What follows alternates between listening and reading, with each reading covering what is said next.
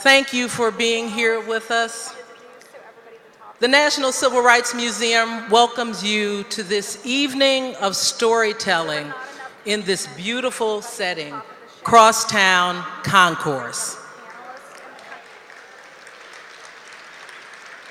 Before we begin our program this evening, I want to sincerely thank each of you for recognizing the significance of this event and being with us tonight.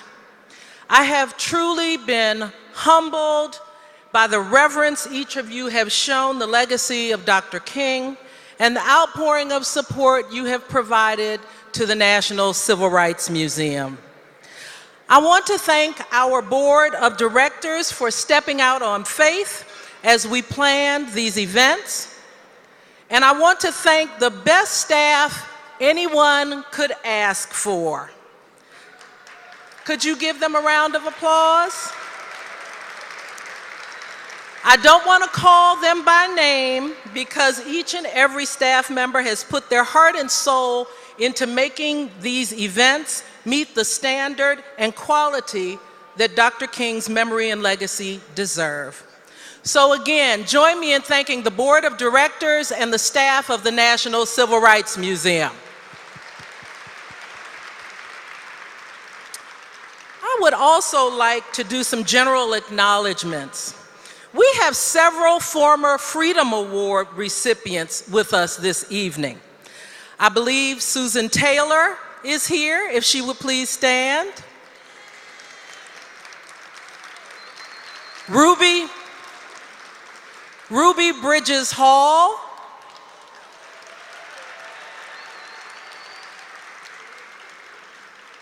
Is Joan Trumpauer here with us? Where is she? Okay, she's back there in the back. Sit-ins, freedom rides. And finally, is Reverend Ed King here? Here he is. Please stand up. Do we have any other former Freedom Award recipients in the house with us? All right, well, thank you all for being here with us this evening. When we began planning this commemoration under the theme of where do we go from here, we knew that this event had to be included. We knew that it would be important for you to hear from those who worked in the vineyard with Dr. King, as well as those who continue to fight for freedom and justice today. We knew that it would be important to understand what they gave of themselves and the sacrifices they continue to make. We also knew in this new millennium, we would need to have a symbolic passing of the mantle to ensure each of us that we are in good hands. As president of the National Civil Rights Museum, I have the privilege on a daily basis of being able to view the pictures of the young foot soldiers who achieved so much. The pictures of Diane Nash, John Lewis, Marian Wright Edelman, and Jesse Jackson, young people who changed the world. And as I look at those pictures, I think of Bree Newsom and what it must have taken to climb up that flagpole in South Carolina. I ask myself, what motivated Tamika Mallory to call for a women's march? Or for our own Tammy Sawyer to take them down 901? Or Quentin James to decide that to have political power, you must have financial resources to support candidates of color and create the collective PAC. These are the new movement makers of our time. And although they are doing this work in the 21st century, it's unfortunate that we still find ourselves fighting the same fight as our icons and elders fought in the 20th century. In the 20th century, hate was clothed in hoods and sheets. Now they prefer polos, khakis, and tiki torches. Bigotry used to hide behind the Jim Crow laws of the South. Now it is represented by the institutional and structural racism that creates resegregated schools, income and wealth disparities for people of color, and incarceration rates that couldn't have even been imagined by Dr. King. My point is simply that our work continues with a new group of young heroes and sheroes who stand on the shoulders of the giants of the movement, and tonight you will hear all of their stories. Like the past year of activities and the events that have occurred this week, none of this could be accomplished without a community of sponsors and donors. Tonight, in addition to our presenting sponsors, who I will introduce in just a moment, we are thankful for the support of AARP, FedEx, Cigna, Nike, SunTrust Foundation, and the Memphis Bar Foundation. Please join me in thanking them for their generosity.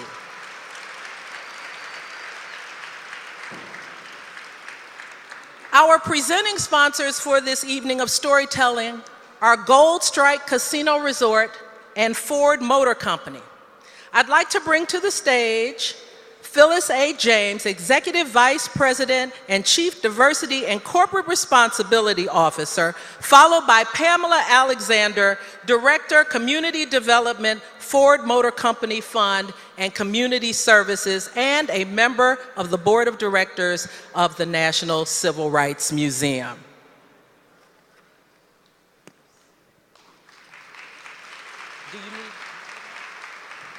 Ladies and gentlemen, Phyllis James, Chief Diversity Officer, MGM Resorts.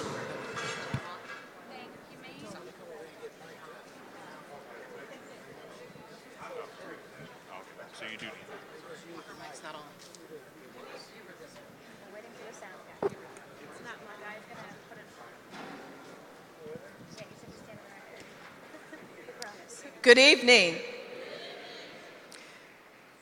Thank you. I rise here before you tonight as a child and product of the civil rights movement that Dr. King and the prolific men and women leaders who marched with him spearheaded across America and the world. But for them, I would not stand before you as I am right now, representing MGM Resorts International, parent company to our Gold Strike Resort in nearby Tunica, and our 77,000 employees. As we all celebrate Dr. King's remarkable life and each reflect on the meaning of his legacy, the question remains this: what are we doing to carry on the unfinished work he left in our collective pursuit of life, liberty, justice, and economic security for all? That is a question not only for us as individuals, but also for the corporate citizens of America. In some ways, the business community has a greater obligation than individual citizens to promote these values because their vast and in some cases multinational economic resources and power uniquely position them to influence America and the world toward human progress. We at MGM Resorts understand that with the privilege of licensure to generate wealth comes the obligation to uphold the constitutional values of equality and justice for all that Dr. King advocated, and to contribute to the economic and social betterment of our communities. For these reasons, MGM Resorts has been an industry pioneer in diversity, inclusion, and corporate social responsibility.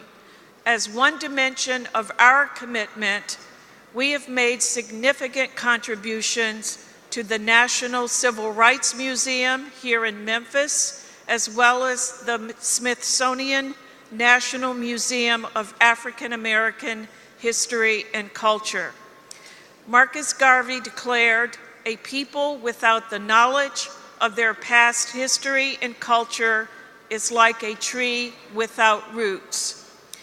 In remembrance of the rich heritage Dr. King has left all of us, the corporate leaders and diversity officers of America should stand together as 1,000 points of light, renewing our focus on equity for all people in our workplaces and in our communities, striving to ensure diversity in all levels of our organizations, and demonstrating excellence in inclusion for all of society to witness. This is our quest and our abiding commitment at MGM Resorts, recognizing, as Dr. King observed, that change does not roll in on the wheels of inevitability, but comes through continuous struggle. Together, we all rise. Thank you.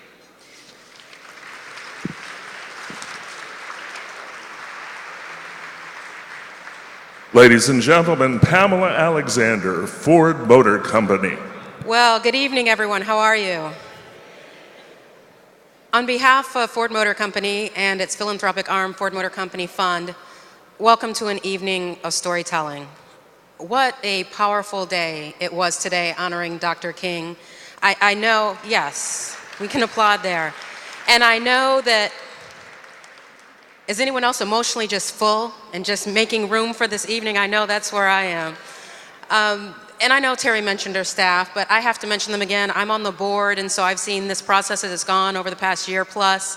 So I have some idea of how much work went into it, but I don't think any of us can really imagine how much it took to pull today off. So can we please give them some really strong recognition for what they did today?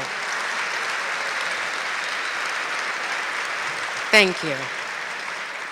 It's very important to Ford to be part of this week's events, both here in Memphis and then later this week and early next week in Atlanta. 50 years, it's a long time, but at the same time, it's not a long time. And I know we've spent a lot of time, both this week and in the recent years, we've had a lot of 50th anniversaries, reflecting on the achievements, the setback, the history and the legacy. But as so many speakers have said today and even this evening, we do not honor Dr. King if it's about the history. It's about thinking about today, the challenges, the opportunities, the possibilities, and then frankly taking a big old mirror and looking in it and finding out what is my role in making those possibilities a reality as a person, as a corporation, as a community. And I know all of us at Ford, we are committed to being part of that, to making those possibilities a reality. It's very important to us. It's why we have partners like the National Civil Rights Museum. We want to help make that vision that Dr. King saw from the mountaintop 50 years ago, that vision of a beloved community, a reality. We have a ways to go. We've made a lot of progress, but we are committed to being there. And I want to thank each and every one of you for being there with us as we work forward to realize that dream each and every day. So thank you for being here tonight.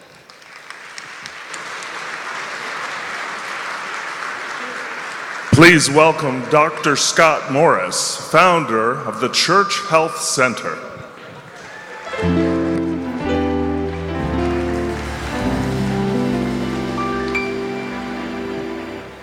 So welcome to Crosstown Concourse.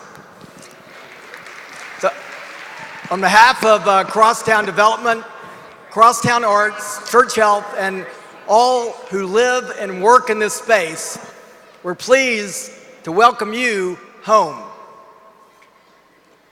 You people actually do live here, don't you?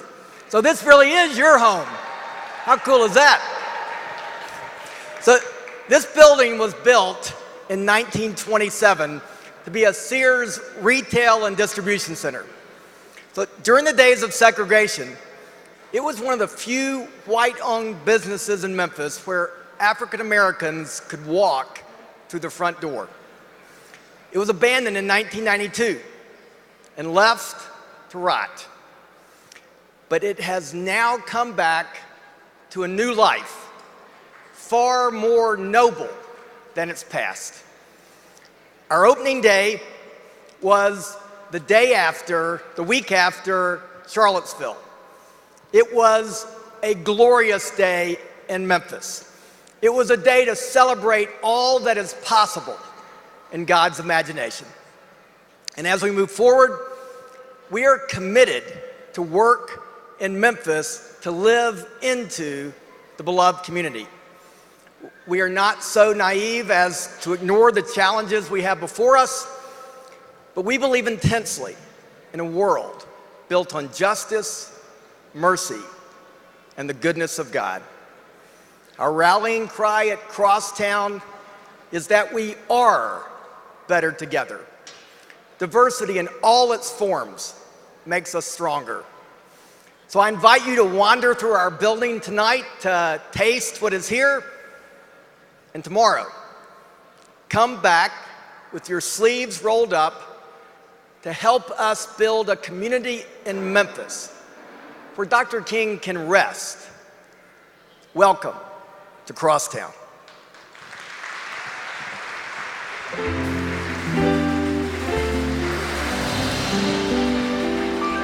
Ladies and gentlemen, Frederick Yonay.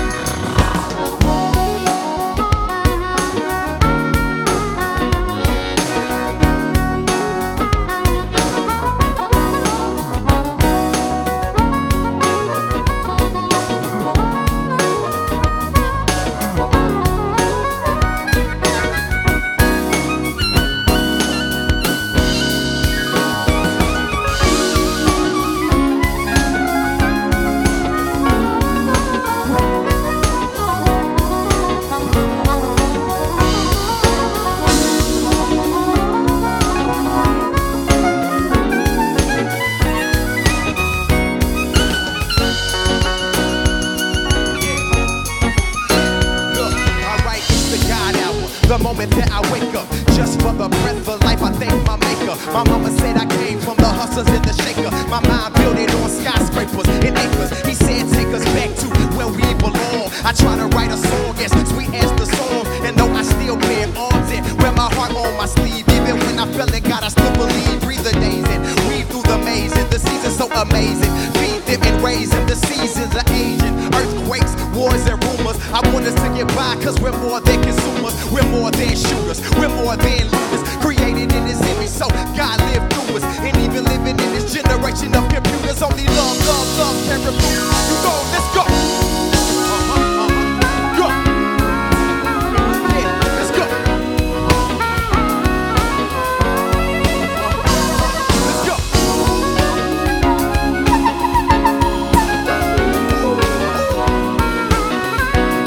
Now ready? Break it down.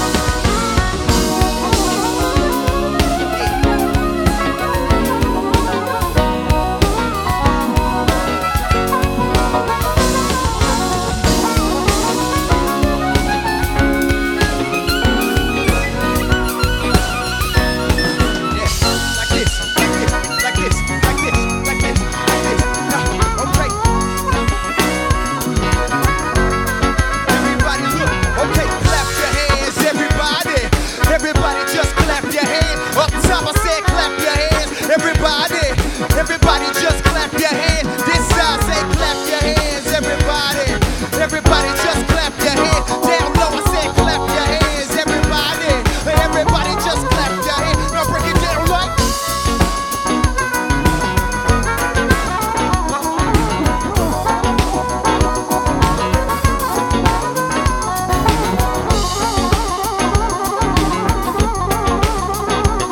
You better make some noise, please. Goodness gracious.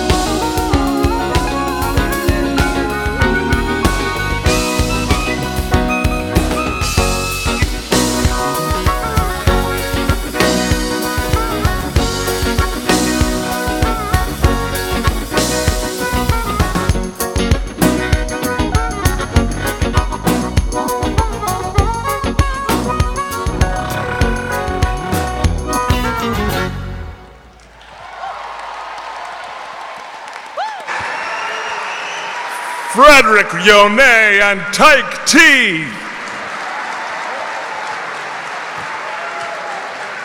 And now, ladies and gentlemen, please welcome Tamron Hall.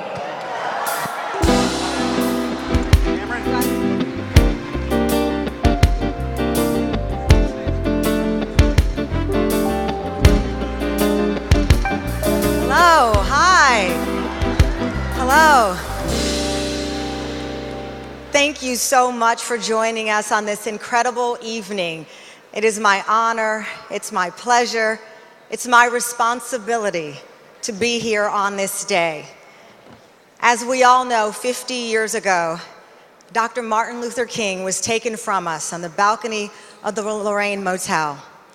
The day before, he was here on behalf of the striking sanitation workers to talk about the economic injustice that exists then and exists today. And we wanted to take the opportunity tonight to do something different. We wanted a different way to share this experience, a different way perhaps to call all of us to take action. And we wanted each of us to ask this question: where do we go from here? In case this side of the room didn't hear me, the question is,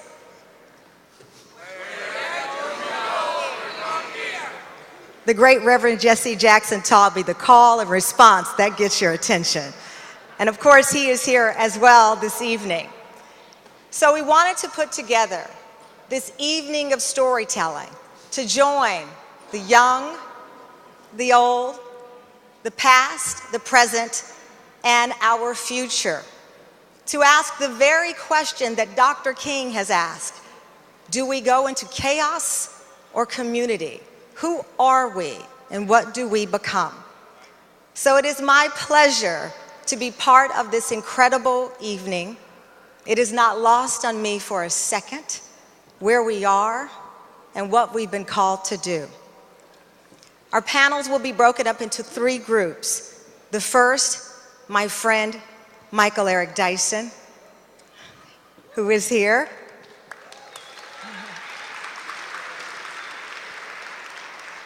And he will discuss the resistance, what it takes. That word is on our tongues, but how do we take it from a word into action? I then have the pleasure of moderating the next panel. And my papers are shaking already, as you can imagine, because we will have the opportunity to talk with Reverend James Lawson and Congressman John Lewis together on this stage. And we will discuss the lesson of humility, tenacity, persistence, courage, and love. And finally, our third group will focus on Dr. King's concept of the world house, of our connectedness, of the groups of people who are here, Black, white, Asian, Hispanic, women and men, our connective tissue of humanity. And this panel will be moderated by my beloved friend, April Ryan.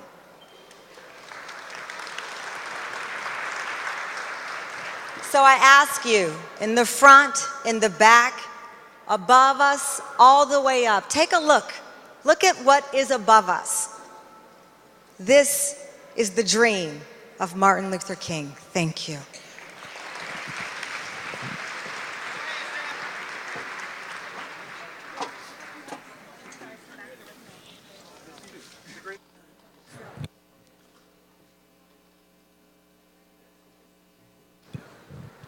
Ladies and gentlemen, Michael Eric Dyson. How y'all doing? Everybody all right? Y'all feeling good? You know what time it is. 50th anniversary of the death of the greatest freedom fighter America has ever known. Arguably the greatest American. Thomas Jefferson had an audience because he was a president. Abraham Lincoln had the official imprimatur of the state, but a private citizen from Atlanta, Georgia, changed the world. We are here today to recognize his genius. We saw the tremendous rhetorical ferocity of a hip-hop star out here spitting lyrics, but how about being in your hotel room, sick and tired, raining like cats and dogs, and you don't feel well? The audience might be low, and they call you in your hotel room, room 306, in the Lorraine Motel. And then you get up, get dressed, and go to Mason Temple and give one of the coldest, off the top of the dome speeches ever given. Always say, America, be true to what you said on paper. And here we are living, I'm going to introduce this panel, but you know what time it is. We're living with a man who gets up every morning at 5:30 a.m. talking about a shithole country. We know where the shithole is. Beneath his nose and above his chin.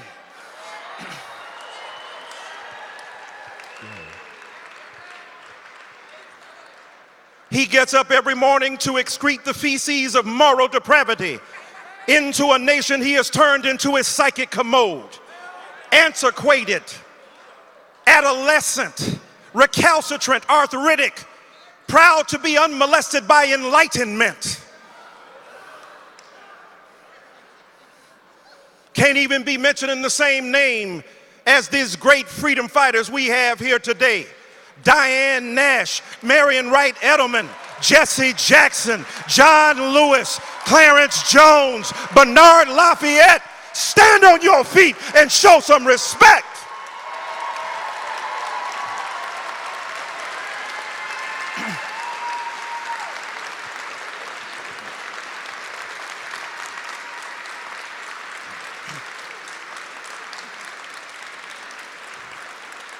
And so we celebrate Miss Terry Freeman, the wonderful director of this National Civil Rights Museum. Give her love.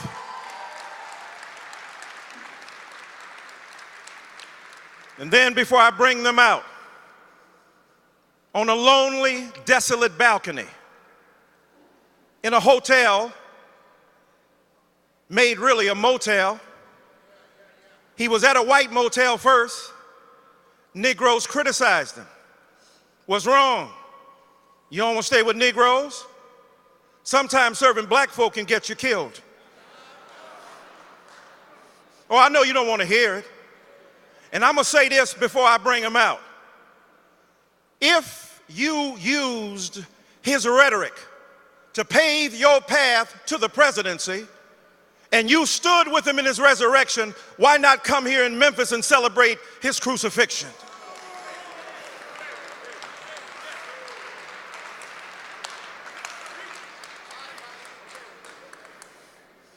Reverend Jesse Jackson was standing in the courtyard, looking up at the great prophet. 50 years is a long time to live, but to live in the aftermemory and the glow of the most exciting rhetorical artists that we have produced, who gave voice to our feelings, our vision, 39 years young. And when the coroner opened his body, said he had the heart of a man 65 years old. The stress killed him.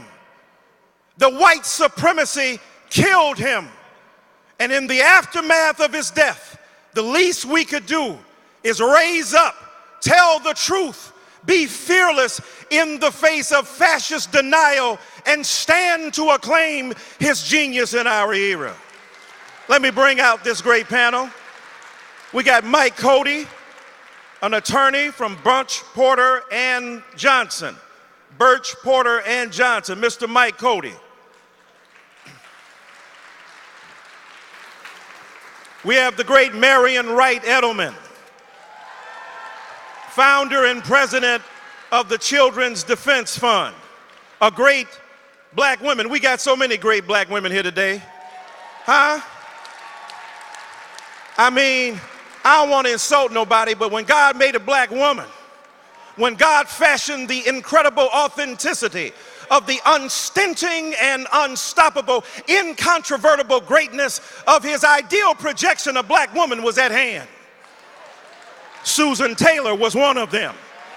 Diane Nash is another one. Civil rights leader and peace activist Bree Newsom, snatching flags like y'all popping collars and realizing the necessity to fight against the evils of white supremacy. Ain't that a trip? They still celebrating the flag of people who lost.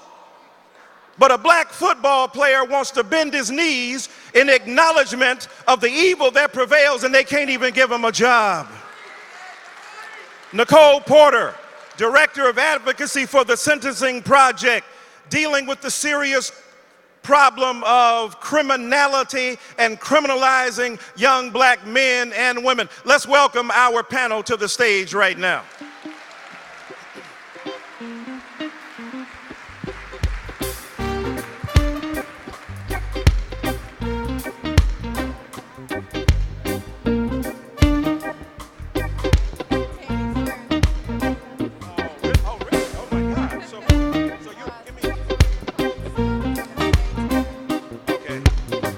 Elaine Turner is here.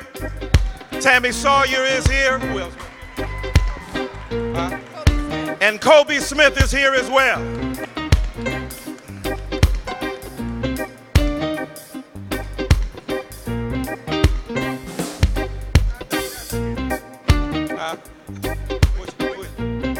Oh, Kobe Smith, very, okay.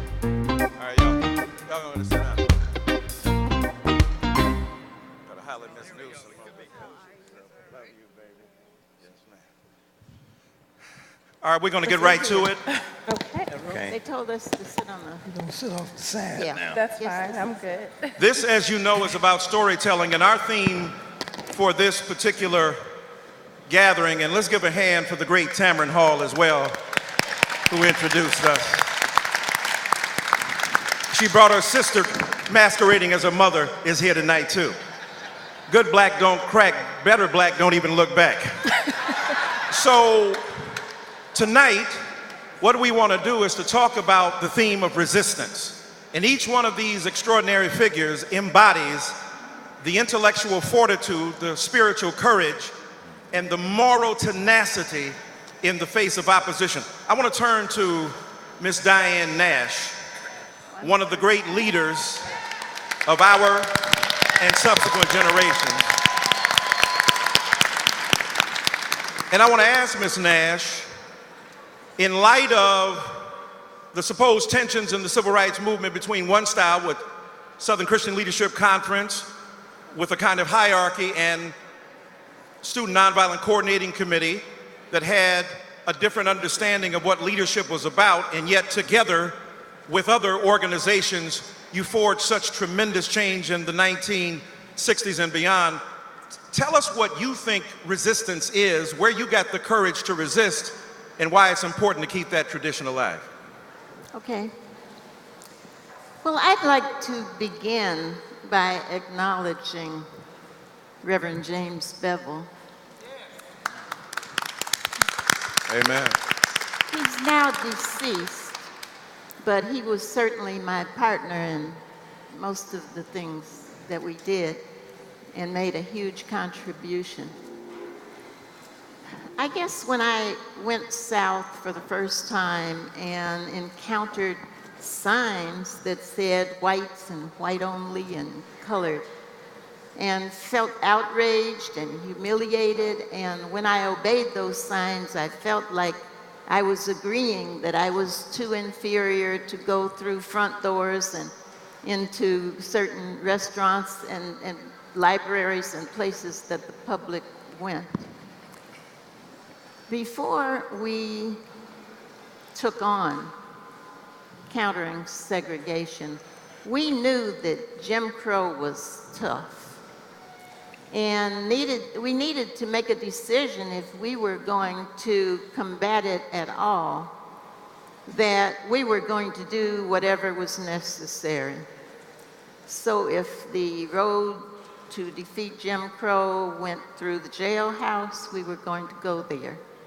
If it went to getting beaten up, if it went to even sacrificing our lives, we were going to do that. And I certainly got the courage from, and I think other people did, from each other. The people I worked with were so brave, and so strong, and so committed, and so courageous. I certainly didn't want to let them down. And I think that's the way we felt about each other. So that cohesion and love for each other, I think, is the major factor. Ms. Newsom, people know of the significant gesture you made in regard to the Confederate flag, but what they may not, amen, but what they may not know is that that grows out of a deep and abiding sense of radical opposition to not only the status quo, but the forces of white supremacy that have seduced others to participate while you made a dramatic gesture to resist. Tell us what the tradition that produced your resistance is about and how you connect that to an earlier generation of resistance. Well, yeah, certainly. I mean, one, from history, from learning about people like Diane Nash, from these amazing people who are on the stage today, but also personally from my family story. I mean, my family was enslaved in South Carolina, so I knew about my own family history of overcoming or struggling to overcome racism and slavery. I grew up seeing the Confederate flag in South Carolina, so it was never any mystery, what that flag represented. It was raised in 1961 as a statement of opposition to the civil rights movement. Right. They raised that flag not long after the Friendship 9 staged their sit-in in Rock Hill. Right. In The year 2000, they finally agreed to move it from the dome of the Capitol, where it was originally, to the lawn. And at that point, they wrote into the law that the flag could not be lowered for any reason unless they had a 2/3 approval from the State House. Then, of course, you flash forward to 2015. We have a white supremacist goes into Mother Emanuel, massacres 9 people, including the pastor of the church, who was also a state representative. Just days before being gunned down in his own church, had succeeded in getting body camera legislation passed in response to the Walter Scott case. So when we see, Clementa Pinckney's casket being processed through the streets of Columbia, South Carolina, the United States flag is at half-staff. The state of South Carolina's flag is at half-staff, but the Confederate flag is still at the top of the pole. And that whole moment, that whole visual just encompassed everything that we're talking about when we say Black Lives Matter, when we talk about the total disregard for Black life, or the equating of property to Black life, and oftentimes counting property as worth more. I mean, we saw in Baltimore, there was more concern for the CVS window than for Freddie Gray. In Ferguson, there was more concern for the QT than for Mike Brown. Right. So when we're talking about these systems of white supremacy, it's symbology, it's in education, it's in the issue of voting, it's in all of these things. And so here we are 50 years later, I don't see any separation between the struggle that happened before me arriving here. I'm stepping into a struggle that began long before I came. Beautiful, beautiful, beautiful. Dr. Lafayette, you, along with many valiant soldiers who are here today, worked with Dr. King, and in the last push of the Poor People's Campaign, which was enduring enormous criticism from without and deep skepticism from within, you were there in those last days. In fact, you were in the hotel room with Dr. King when he received the call to go over to Mason Temple. But you also were a visionary, helping to craft the strategy and the policy that would be implemented in terms of trying to reach out to this last element, this last leg of the movement, which is economic inequality. Tell us about your own personal story of resistance, how you came to join that movement, and why it's important to keep that tradition alive 50 years later. Well, I was very fortunate to be in Nashville at the same time that Jim Lawson was doing the workshops there with Diane Nash and Jim Bevel and John Lewis and others, including Marian Barry, which sometimes we don't mention. But he was the first chairman of SNCC. Right. A lot of people don't know that. Right. But we learned as if we were in a special military school. In fact, one of the important things that we learned in our training was that you had to stay in control of your emotions. Because in tense situations, when somebody's going to attack you or say something that really upset you, you realize that's their purpose. So what they're doing is trying to provoke you to behave in such a way that they expect. And then they take the advantage. It's like pulling the string on a puppet, okay? And they can pull your string. So we are trained not to allow others to pull our string, that we stay in control. And one of the ways we did that, when we had our first sit-ins in Nashville, it was not a protest. It was a test. So we actually went down and we sat in to see how the others would react. But more important than that, we had to decide how we were going to act. So we got some practice. It's like boot camp in the military. So we were ready and prepared to do that. Martin Luther King's philosophy and his concepts and that kind of thing was shared with us, and we began to embody those things. And there were many people in the workshops, but some were more embodied than others. So what I want to say is that there's no substitute for the training. The leadership in any organization or any group is very much dependent on the quality of the training for leadership. All right. So, Ms. Porter, the Sentencing Project addresses one of the most persistent forms of inequality that prevails, And we're living in a society where the criminal justice system has been incredibly unjust to so many, among others, people of color, so that the disproportionate concentration of people of color in prison represents, according to Michelle Alexander, a new Jim Crow, and at the very least, the radical inegalitarian politics that have prevailed for the last 50 years. Tell us about why it's important to focus on that particular sliver of the social injustice problem and why that has implications across the board and how you got involved. Well, you know, yesterday I spent all day in a meeting talking about race and justice. And when folks introduced themselves, they often said that the U.S. is in a much better place today than it is 50 years ago, oftentimes marking the occasion given the day we're commemorating today. And perhaps in a lot of ways we are better off than we were 50 years ago, but all I know is my story. And I'm a kid of the 80s and the 90s. I grew up in North Houston. And when I aged into my late teens, early 20s, all of the young men that I grew up with had been in and out of jail or prison at one point or another. And in fact, I have a twin brother whose name is Nicholas. My parents were really innovative in their naming of us. My name's Nicole.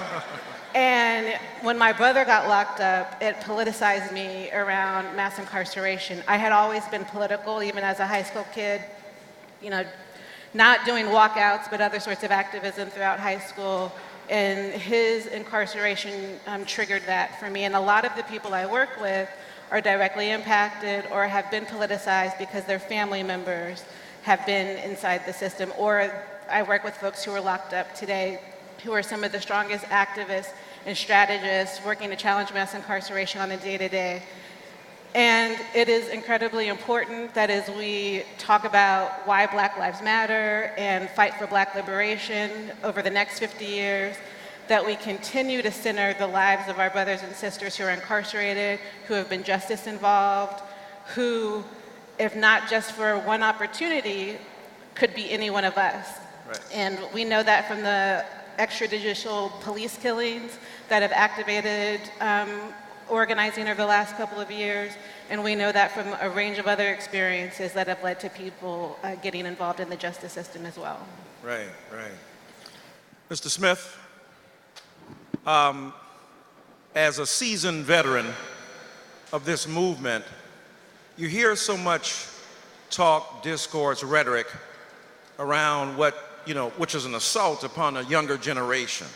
Because people have amnesia. They forget that older people used to be young.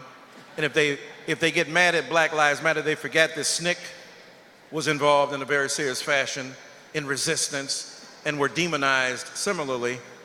Tell us about your understanding of multi-generational resistance and why it's so important for older people to embrace younger people and for younger people to understand, as Ms. Newsom said, that they're stepping into a moving river of tradition over which they should be washed by it and also to appreciate it. So tell us about the relationship between those two generations, at least. I hope you can hear me. Yes, sir. I'm suffering from an affliction that I usually do not suffer for, being lost for words. However,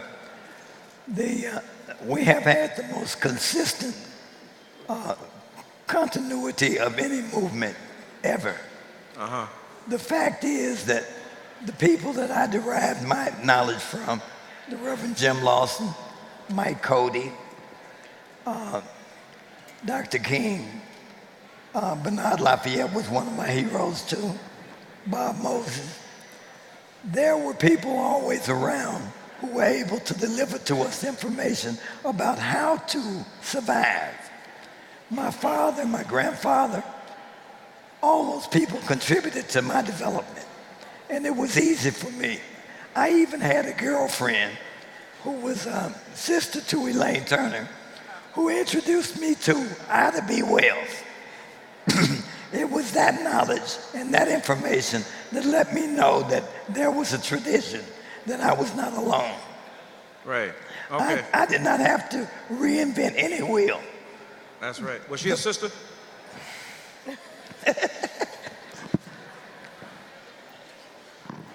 Okay. I'm sorry. That's all right. For not We'll being get you a able little water. We'll get you a little water. When I learned that my grandfather was a Garveyite, Yes. and he had gone to New Orleans to protest for Garvey's presence in the country, he told me that when they got there, the police came to break up their meeting. The police raised up their guns. He said, then we raised up ours. We had more than they did. Yeah. But now he was a Christian man. He did not. Right. They're gonna get you some water right there. Thank you. I had no idea that he was such a militant person. Right. My father was also an interesting man. He was a union member and worked out at International Harvest. My father would go out as a steward when their leader would come to town, and they would sleep around his house in order to protect him. So I learned that the idea of continuing the movement in spite of whatever struggle, whatever hardship, whatever potential harm was important. Then when I met Dr. King, the top flew off the bottom. I met a man who was so courageous that he was not ever afraid to confront trouble, danger, a potential disaster. He wasn't a bully of a man. He was just a man who had enough in him to stand up no matter what the pressure. Okay. Yes, sir. Thank you. Thank you. Man. Ms. Sawyer,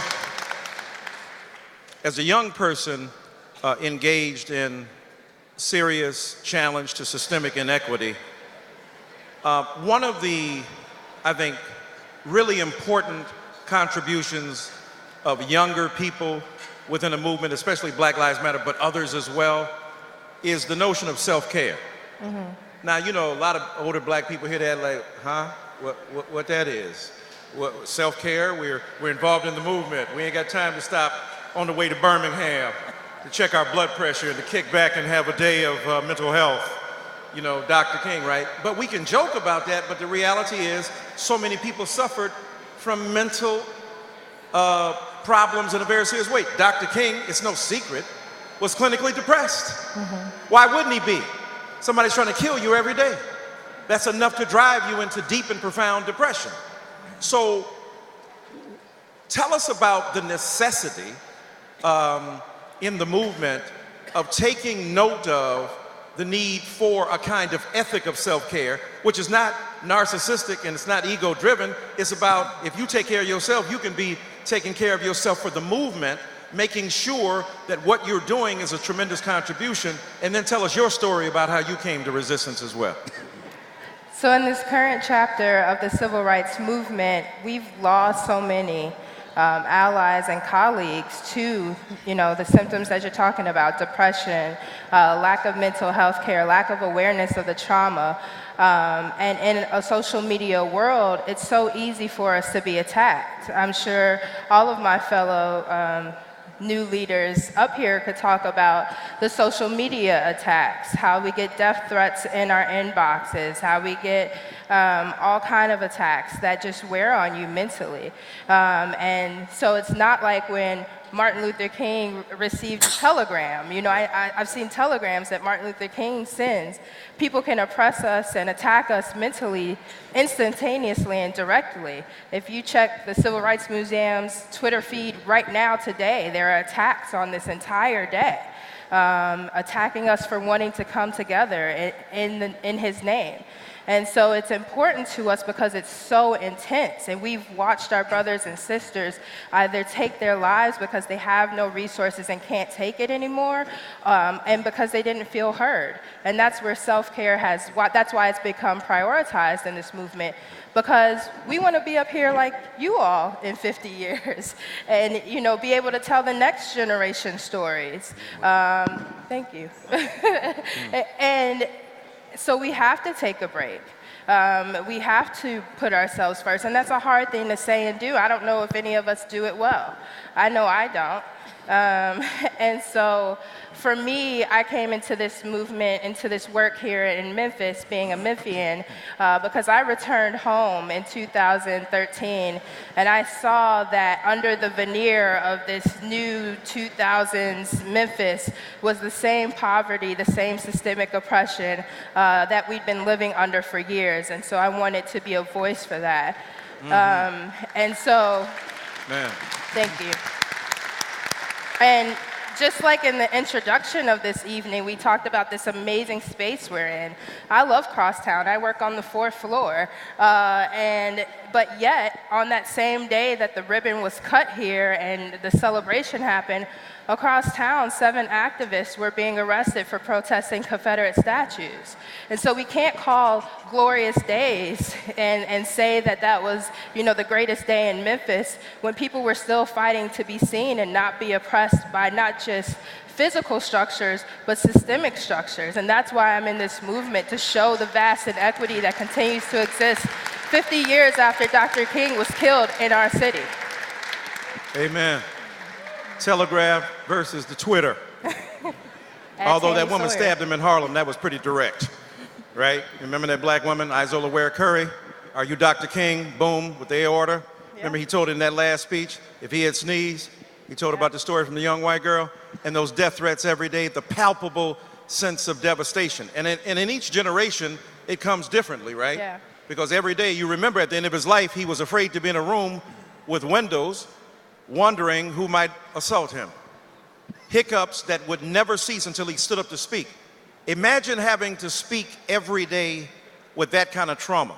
And Susan Taylor, who is here, the queen of Black America, like my mother, Susan Taylor says that she reminds me of a quote from Gandhi that says, if I don't take care of myself, I really can't take care of you.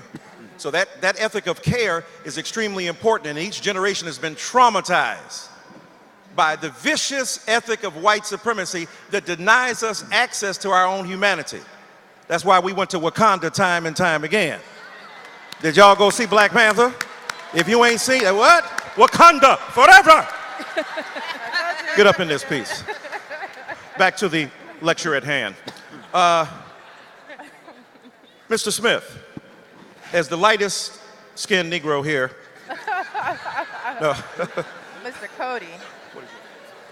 Cody. Cody Smith? Yeah. That's Kobe. That's Kobe Smith, and you are? Mike Cody. Mike Cody.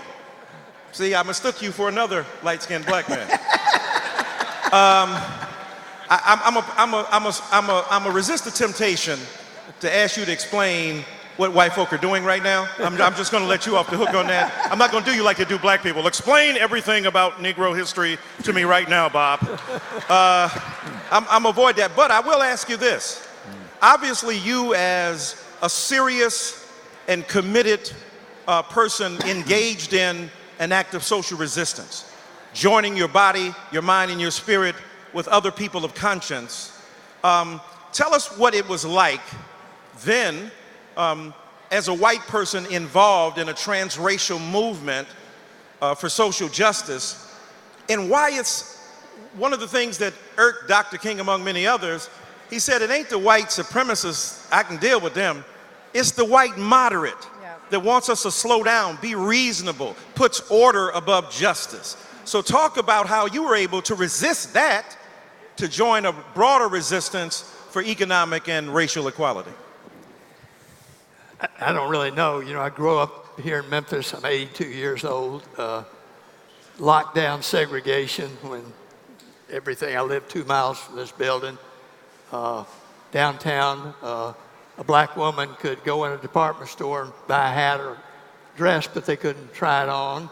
If I went to the zoo on Thursday, there'd be a big sign that said, no whites allowed. Couldn't participate in athletics, blacks and whites. And I never was with a peer that was black of my own age until I was out of law school. But during the 60s, I had 2 mentors. One was a man named Lucius Birch, who ultimately represented Dr. King to get the injunction lifted on the day of his death so that he could march. Right. And the other one was, in my mind, the only person that I can identify as a saint in Memphis, Tennessee, and that's Reverend James Lawson. Yeah. Where's Jim Lawson? He'll come back. But Jim got all of us interested in trying to make changes, whether it was the Vietnam War. Jim and I set up a legal services program here in Memphis. Lucius provided the legal work to help people like Dr. King, and you learn from other people. You know, you never stop being a moderate, and a white person looks at other people's problems, like civil rights problems, in an academic way. Unless you're black, or unless you have a child of color, or unless you're married to someone, you can't have that deep empathy that only comes with seeing a person very, very close to you be discriminated against. So it's hard for a white moderate who does not have any real life experiences that way to really become very revolutionary. But I think that what I've heard this weekend and what I know is, you know, in 1968, about 20% of the whites had a favorable opinion of Dr. King. Today, 80 or more percent do. What he said has sort of been forgotten. And he's been made a colorblind icon. I Have a Dream, the mountaintop. But people forget that if the book Martin King wrote in 1967, Where Do We Go From Here? If he came in this room and read what he wanted to do today, his poll numbers would drop from 80 back to 20. Right, right. And so what I think we need to do, and it's not just a black problem, it's a problem for Native Americans, for people up in Appalachia, people on opioids, crack, whatever it is. You have got to have what Dr. King called a radical transformation of the American economic system. Right. Amen. Amen. There's no other way it'll get done. We need more white people like you, sir. Amen.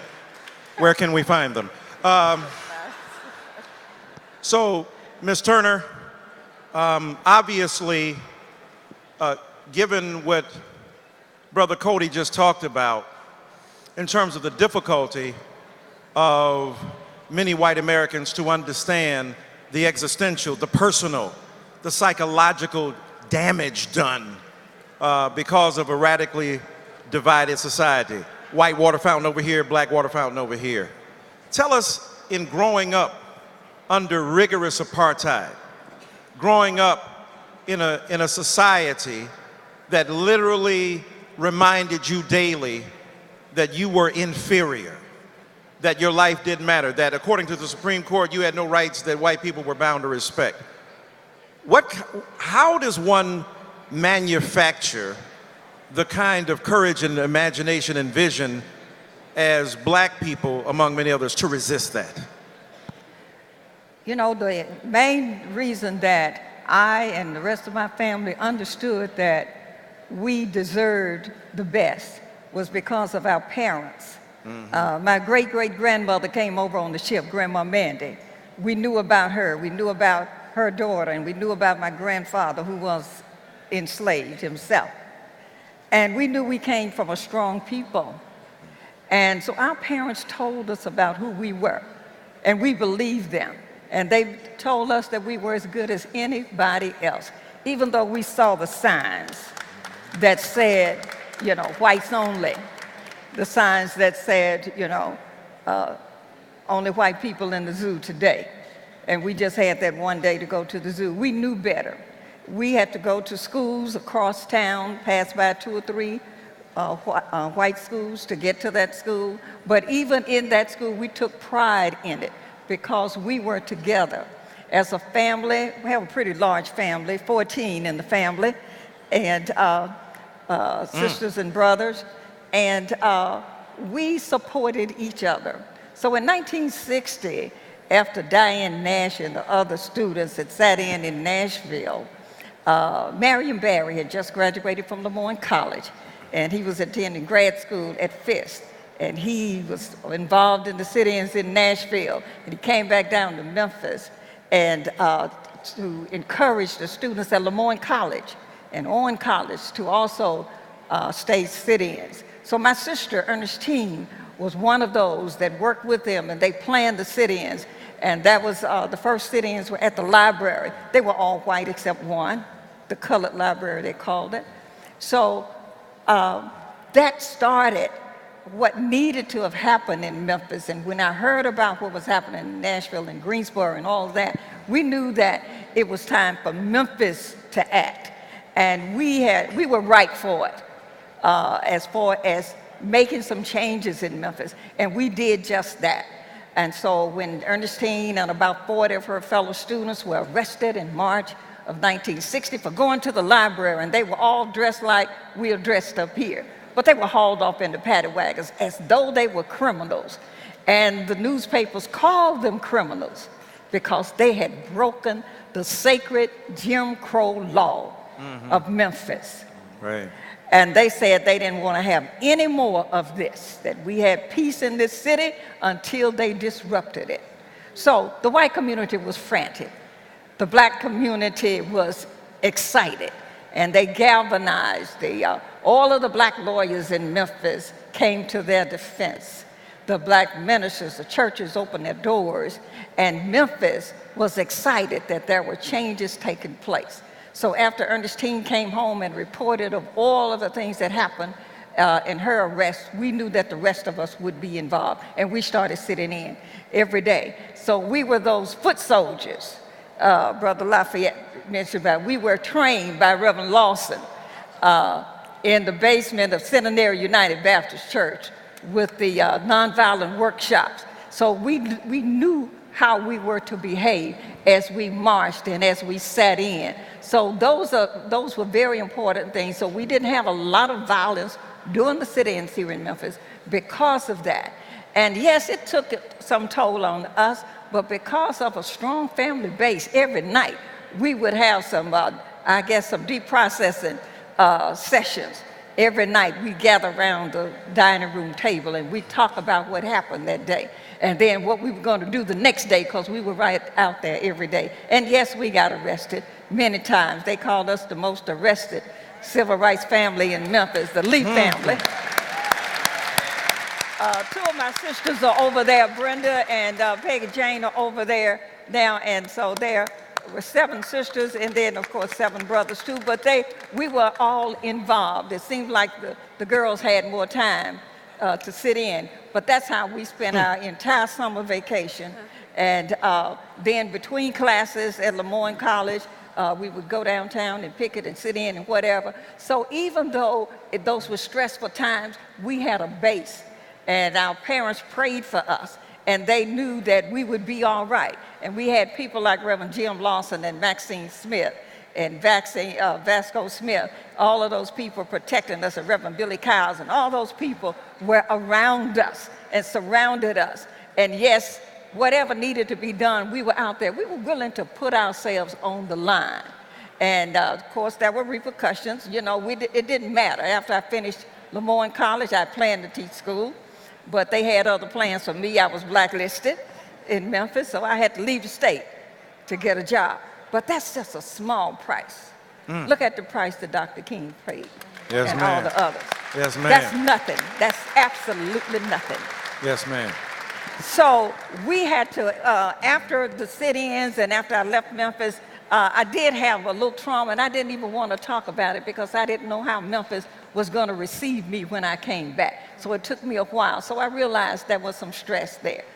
Right. However, during the time that it was happening, it was a job, it was a mission, it was a passion. There was no way that we were going to stop until those laws were changed.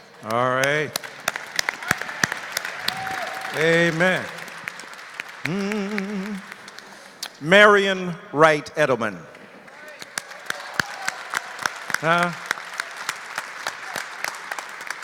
Something about a three-name black woman. And you are one of the most iconic presences among activists, highly cerebral and yet able to translate your intellectual credentials into care for the least of these, and often in unpopular fashion. So as a woman who worked right beside Martin Luther King Jr. and Robert F. Kennedy, and then generated out of your own passion a serious ministry to young people, without her efforts, so many children of color would be lost in a pipeline without advocacy. Tell us where, first of all, you found your particular brand of courage to stand up and speak, and tell us why you had the prescience, the foresight to really focus on children as part of your vision about change. I had great parents. My daddy was a Baptist minister and my mother was the best organizer you could ever think of. And they made it very clear by the way they lived that God did not make two classes of children.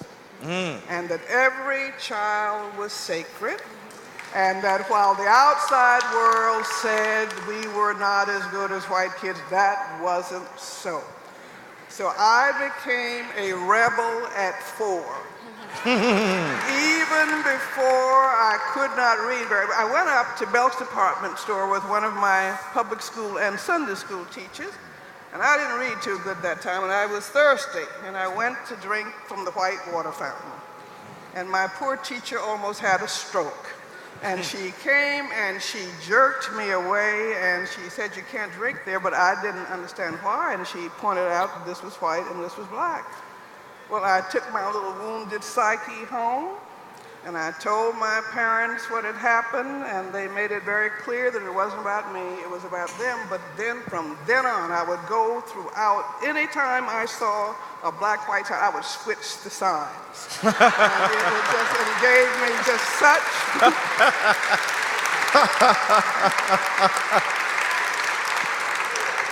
second message from my parents and community co-parents about the sacredness of children, that if you see a problem, don't ask why somebody doesn't do something. Ask, what can I do to solve that problem? And so old man Reddick, we now know, we didn't know the name Al Timeless when he was growing up, but he began to wander the streets. He was a distinguished old man and preacher. And so my mom and daddy built a home for the aged across the street. And all of us from our church and all of us children had to cook and clean. Now, we sure didn't like it at the time. But that's how we learned that it was our responsibility to take care of needy people who were older than we. And I found my mother cooking 3 meals a day in her 80s for people, all of whom were younger than she was, because we ran a home for the aged throughout her existence. I have 12 foster sisters and brothers. There is no issue I work with at the Children's Defense Fund that didn't occur in my childhood. The migrant family that had an accident in front of the church, we all ran out. The migrant family was black, the truck driver who hit him was white. The ambulance came, white drivers saw that the black family was injured, but that the white truck drivers weren't, they drove off. You never forget something like that. Little Johnny Harrington down the street jumped off the bridge because there was no swimming pool. White kids had a big swimming pool. Jumped off the bridge, broke his neck. I later learned that the creek where black folks fished and swam was the hospital sewage outlet. It's amazing any of us are alive today. I didn't swim there, but the problem is white kids had a pool. We had this infested thing. And little Johnny Harrington, 2 doors down, another little boy, stepped on it, lived with his grandma, stepped on a nail, didn't know about tetanus shots, died when he was 9. And I remember playing for the funeral when I was 12 or 13. Every issue I work on comes out of my childhood, but the important thing was that the adult response to us to remind me I was sacred, I could make a difference, and I had to make a difference. And while our hand-me-down books were there in the schools, we always had books before we had a second pair of shoes in our house. We read, and we knew who the great role models were in our community. Dr. Mays had to come and stay with us because there was no place to stay. Arrington Hughes got put off of a train in Charles, South Carolina, at a white minister's house. He was on his way to Atlanta University. The white man opened his door, saw Langston Hughes standing there, and he said, I'm on my way to Atlanta, and my friend gave me your number. I'm going to stay here tonight. He said, no, you're not. He put him in a car, drove him to my hometown, took him to the principal's office. The principal's wife came and saw him sitting there and said, you can't be who I think you are. And he said, yes, I am, and I'm staying at your house tonight. And she immediately said, would you talk to my students? And he said, no, I got to be at Atlanta University at X time tomorrow, but I'll come back. And he came back, and he read to black students in this little southern town.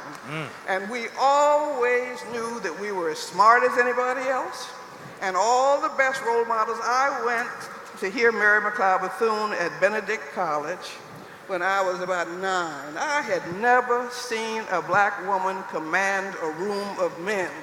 And she really knew what she was talking about. And she told stories about how she would go into white dressing shops and try on their hats and say, when they tried to resist, that I am Mary McLeod Bethune. Don't you know who I am? And I said, boy, she was fat.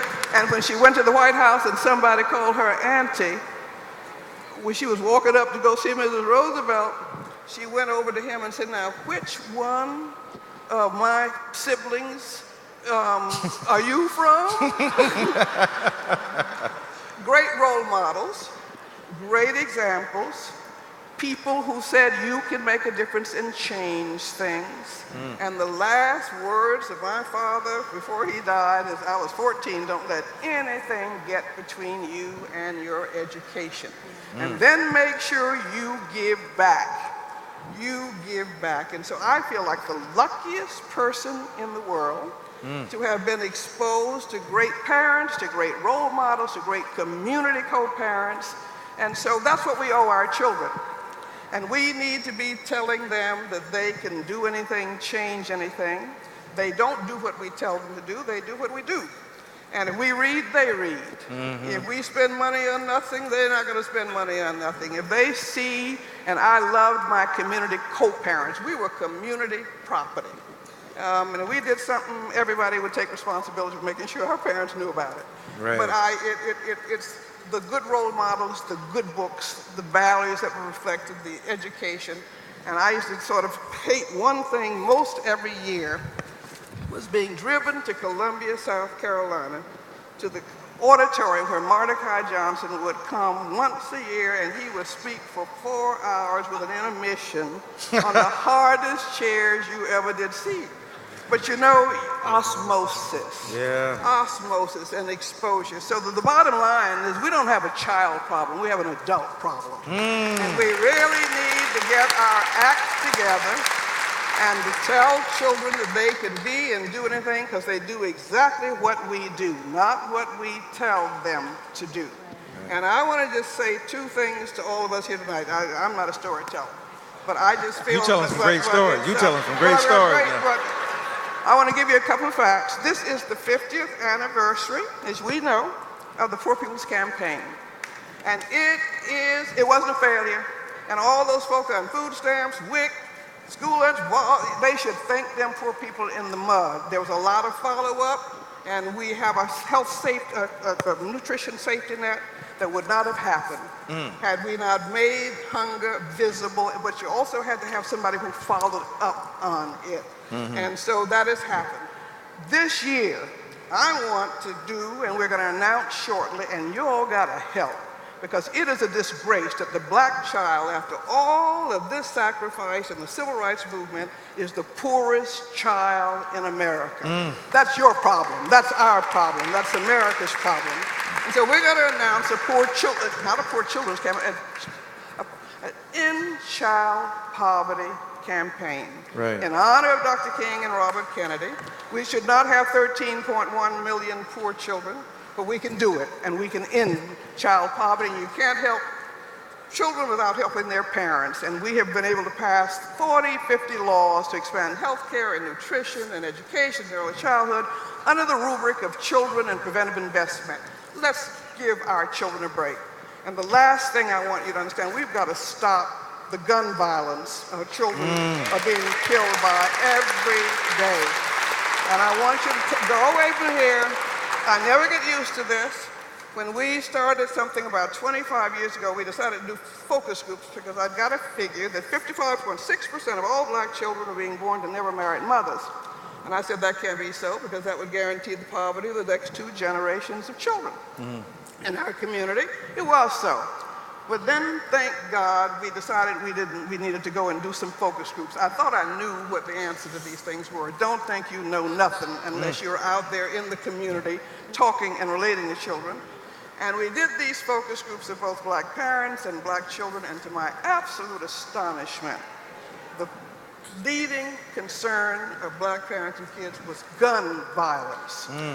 They didn't think their children were going to live to adulthood. I had a mother say to me from Chicago that, she comes home pregnant, I know how to take care of babies. She comes home dead, I don't. And so we have to listen. We have not been seeing and listening to our children. So I want to leave you with one figure, that you need to figure out what we are going to do about this.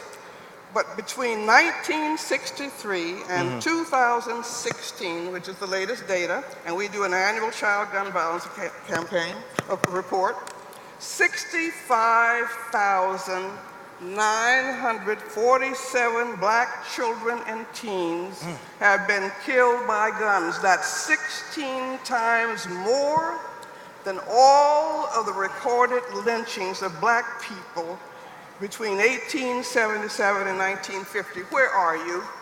Where are you not seeing your children who are terrified before school, after school? Where are your freedom schools to give them some place off the streets and connected to good role models?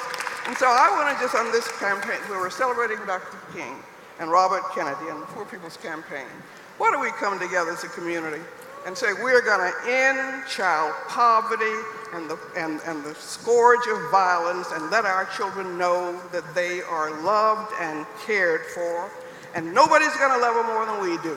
And so I'm really going to challenge you. Let's remember them, not with these kinds of forums, wonderful, but let's remember them in creating that next movement that's going to give every child hope and education and safety and enough to eat and a place to sleep. And this is movement time, you all. And so let's really do honor the people we are celebrating here. But you got to do it. Beautiful. How are we doing on time? We're finished? We're done? Do we have time? Where's Miss Freeman? You're way over. Thank you. No, we're over. That's all right. Let's give it up for Mike Cody, Marian Wright Edelman, Bernard Lafayette, Diane Nash, Bree Newsom, Nicole Porter, Tammy Sawyer, Kobe Smith, Elaine Lee Turner. Give it up for this great group.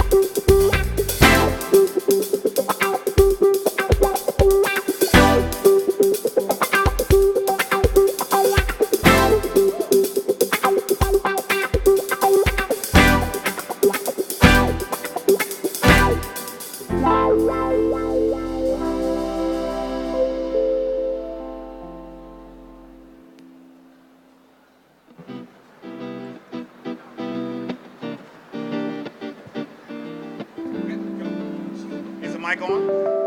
Is the mic on? Yes. It's on?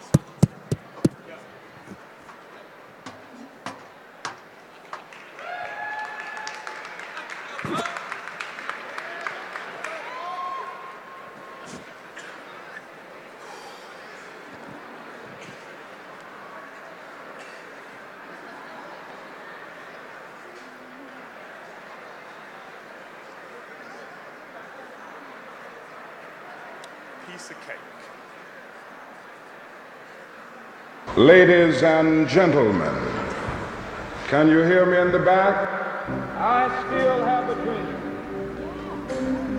It is a dream deeply rooted in the American dream. I have a dream that one day this nation will rise up, live out the true meaning of its creed. We hold these truths to be self-evident that all men are created equal.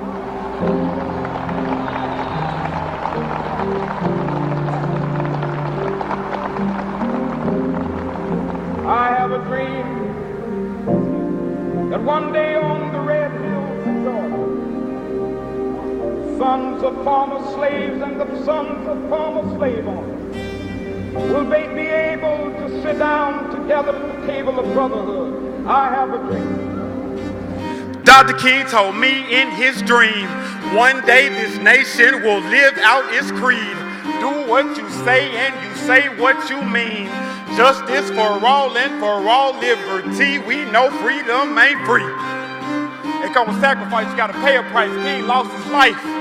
Commitment and vision and people that's willing to defend their children, put them in positions, live better than how we live. We gon' sit in at lunch, we gon' boycott them buses and walk with my fists and head up. Look, I'm raising a son, he gotta learn. Never settle for less than you deserve. Boy, you stand like a man, walk like a man. If it's what you believe in, you talk like a man. I've seen the promised land. Your dogs and your hoses won't hurt us. We marching in purpose for certain. Before I let a man tell me my worth, I stop working. Before I let another man tell me my worth, I stop working. Something is happening in Memphis, something is happening in our world.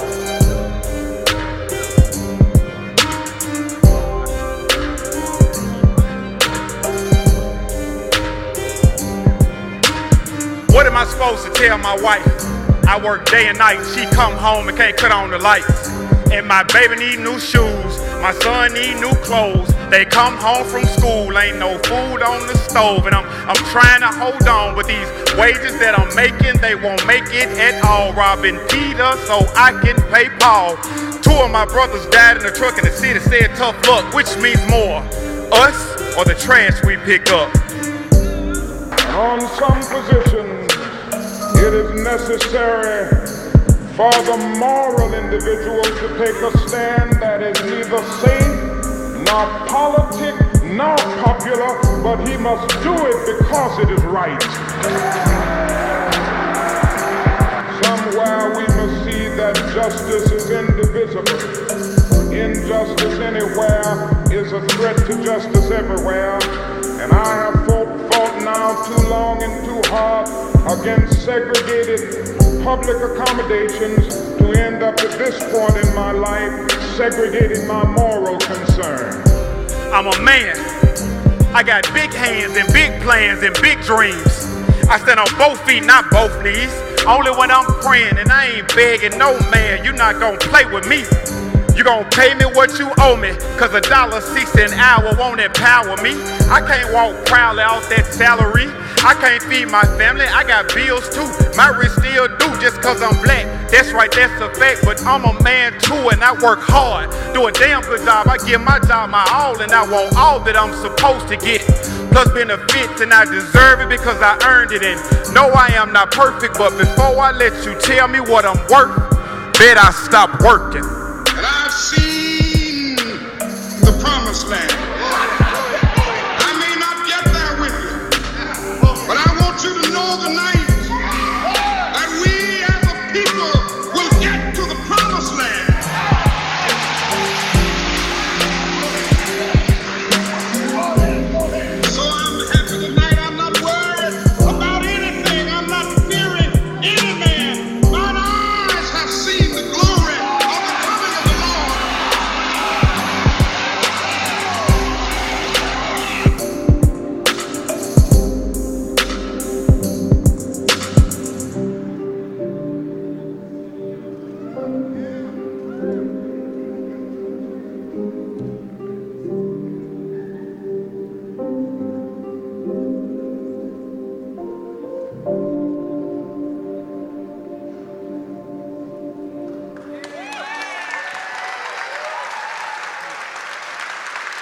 ladies and gentlemen, Lil Buck and King Dre.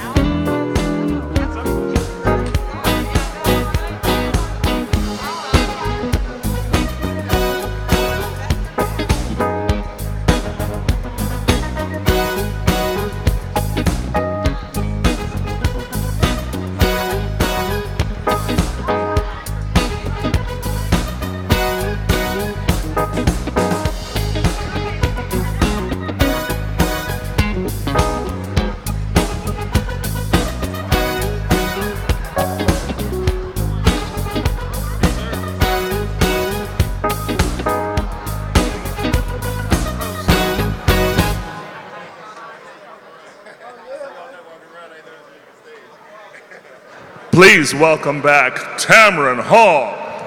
Thank you.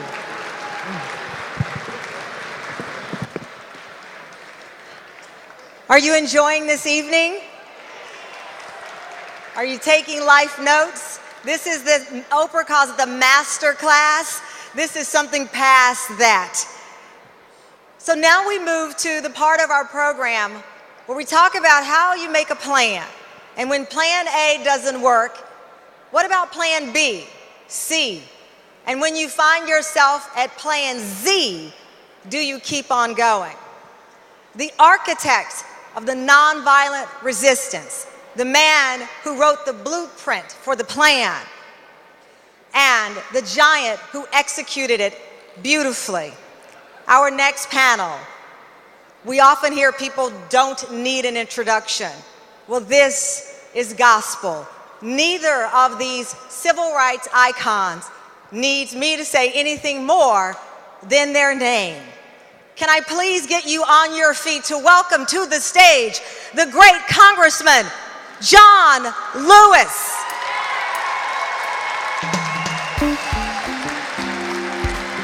And remain on your feet, ladies and gentlemen, for the man who is the blueprint, the creator, the architect of it all, Reverend James Lawson.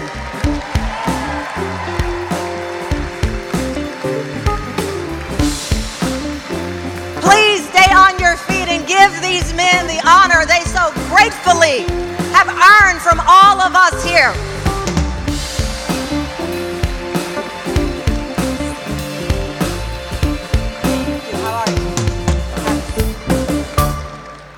We're going to get right to it because there is no time to waste. If you've watched the news, if you've read a paper, you know the time is now. Congressman, let's talk about where we are. Millions of people around this country marched in defiance against what they see are gun laws that are not serving the people. Where are we today as it relates to the ability to sustain a movement, to keep it going 50 years after Dr. King's assassination? Well, thank you very much. I'm honored to be here tonight, to be with you, to be with my teacher, my friend, my brother, Jim Lawson. My philosophy is very simple. When you see something that is not right, not fair, not just, you have a moral obligation to say something, to do something. You cannot afford to be quiet. I think we're going to continue to go forward. These children, these young people, the women of America, but especially the young people going to get us there. I am very hopeful and very optimistic that these young people will be the leaders of the 21st century. Reverend Lawson, seeing what we've witnessed, as Congressman Lewis said, these young people, the women, the young women on this stage today that are carrying the lessons that you taught Dr. King, that you taught Congressman Lewis, how does it make you feel to see those very tools that you came back with implemented? You want me to speak the truth, or you just want me to talk? The truth and nothing but the truth, so help us God. Well, number one, I'm going to say, my observation is that most activism in the United States today is the activism of the USA and is largely cultural activism. What do you mean by that?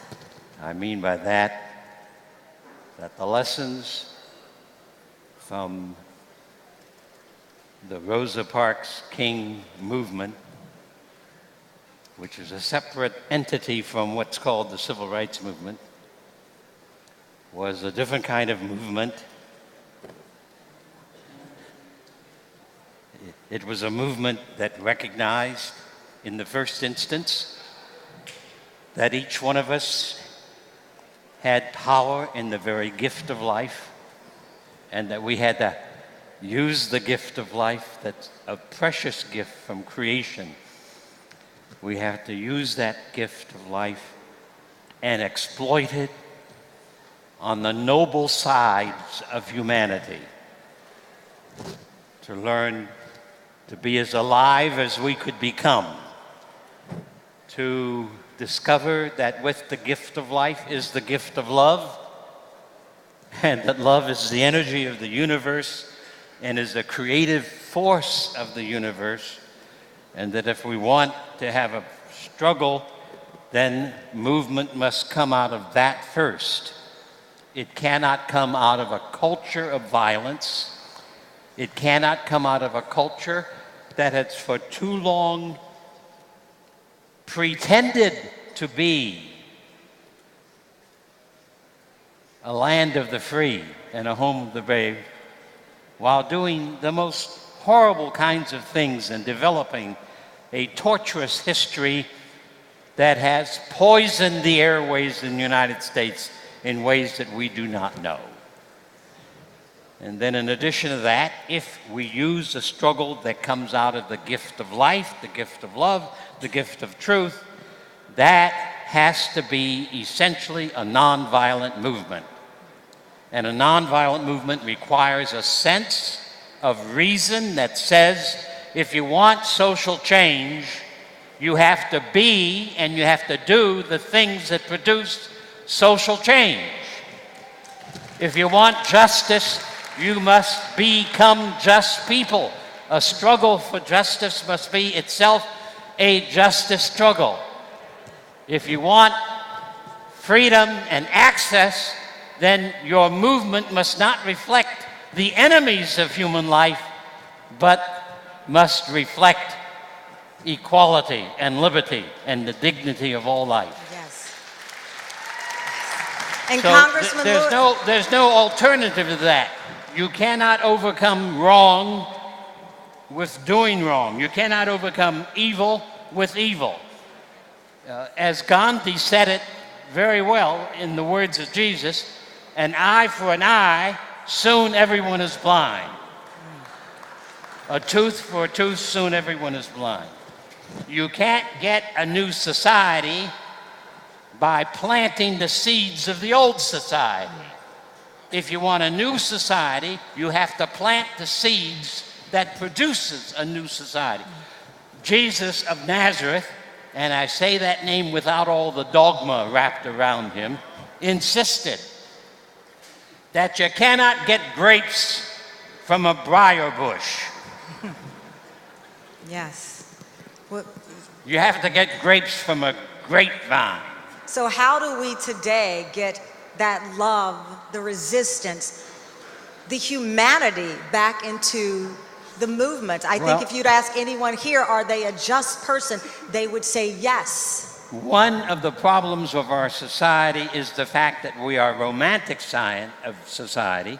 We think every generation is going to change us, but we mold every generation with straight up and down USA culture.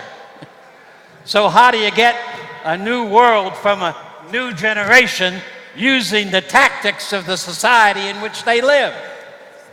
What is the answer, Congressman? well- Lewis? What is the answer, Reverend Lawson?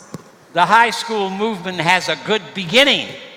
That is, they know that enough is enough, and they want to see, they want to have the capacity of a society where they can operate learning across their years, especially as young people, in safety, without the violence, without the guns.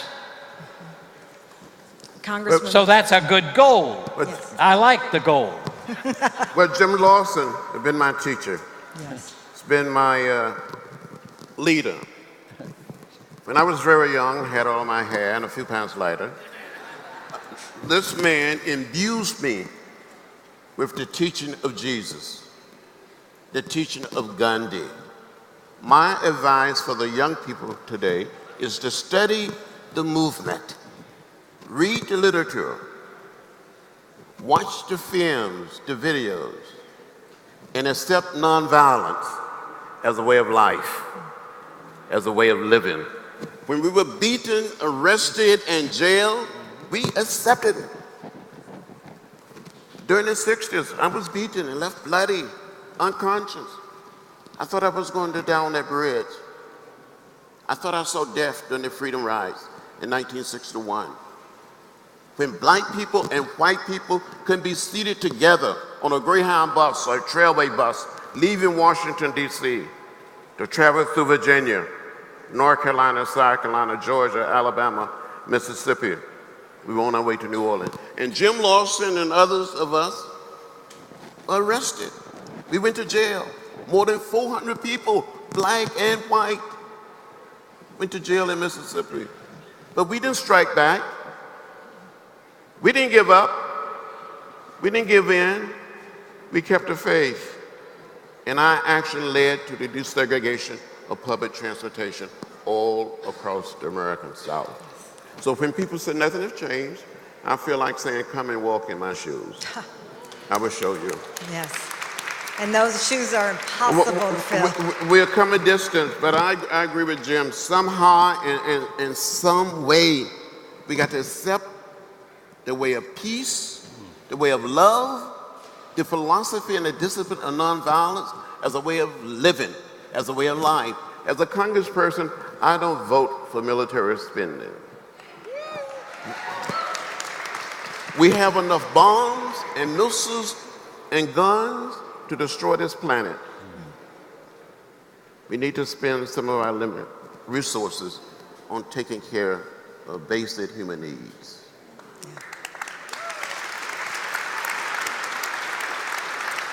When you hear from the young people who are on this stage, when you hear them, and I watch them come up to both of you asking to sit down and just provide them some advice, the blueprint hasn't changed. What worked 50 years ago can work today, but they feel under siege.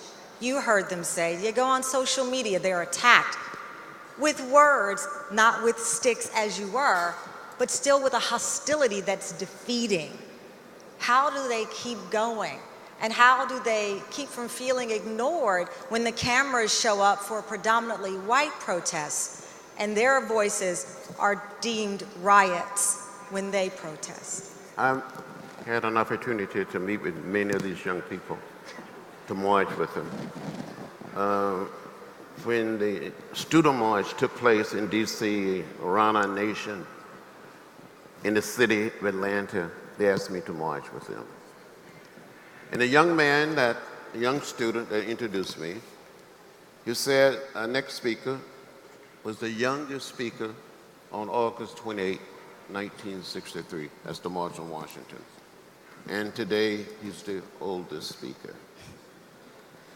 We have to identify with the hopes, the dreams, and aspiration of these young people. And let them lead. They will get us there. Reverend Lawson, when they say, yes, they will, pass the torch to the next generation, what does that mean to you? I didn't hear the first part of your... When you hear people say it's time to pass the torch to the next generation, what does that mean to you? How is that done? Is that spending more time? How is that done? Yes, sir.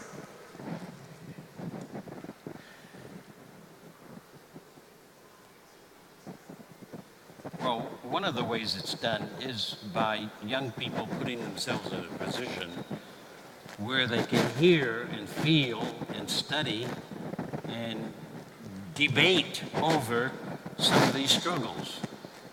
I have had the experience in the last 15 years of teaching undocumented students at University of California, Los Angeles, any number of whom, because of the sit-in campaigns of students, the Freedom Ride, and other such struggles, began to study and wrestle with them.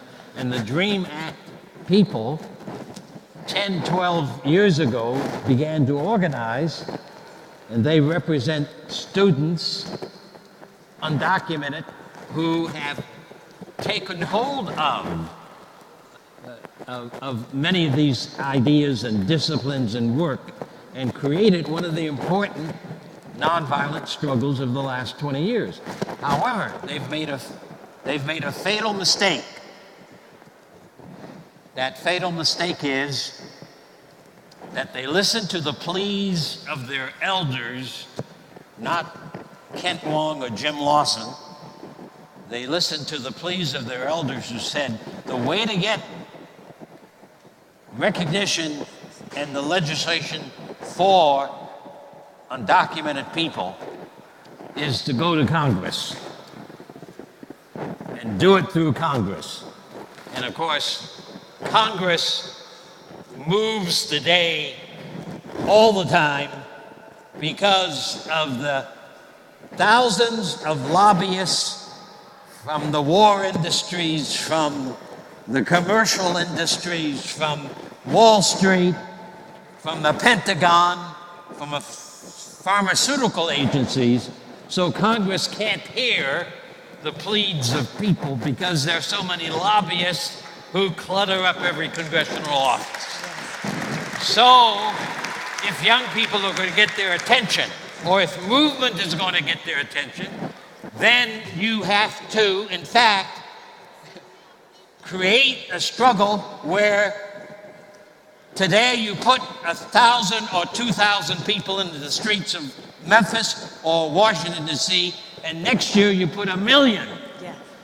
You interrupt the agenda of the status quo in such a fashion that they have to listen to a new agenda that are willing. They are busy with their own agenda. And nonviolent struggle around the world over the last 110 years has constantly put on the table the agenda of a new people, whether in Poland or South Africa, over and over again. They haven't gone to the governments and the legislators to do it.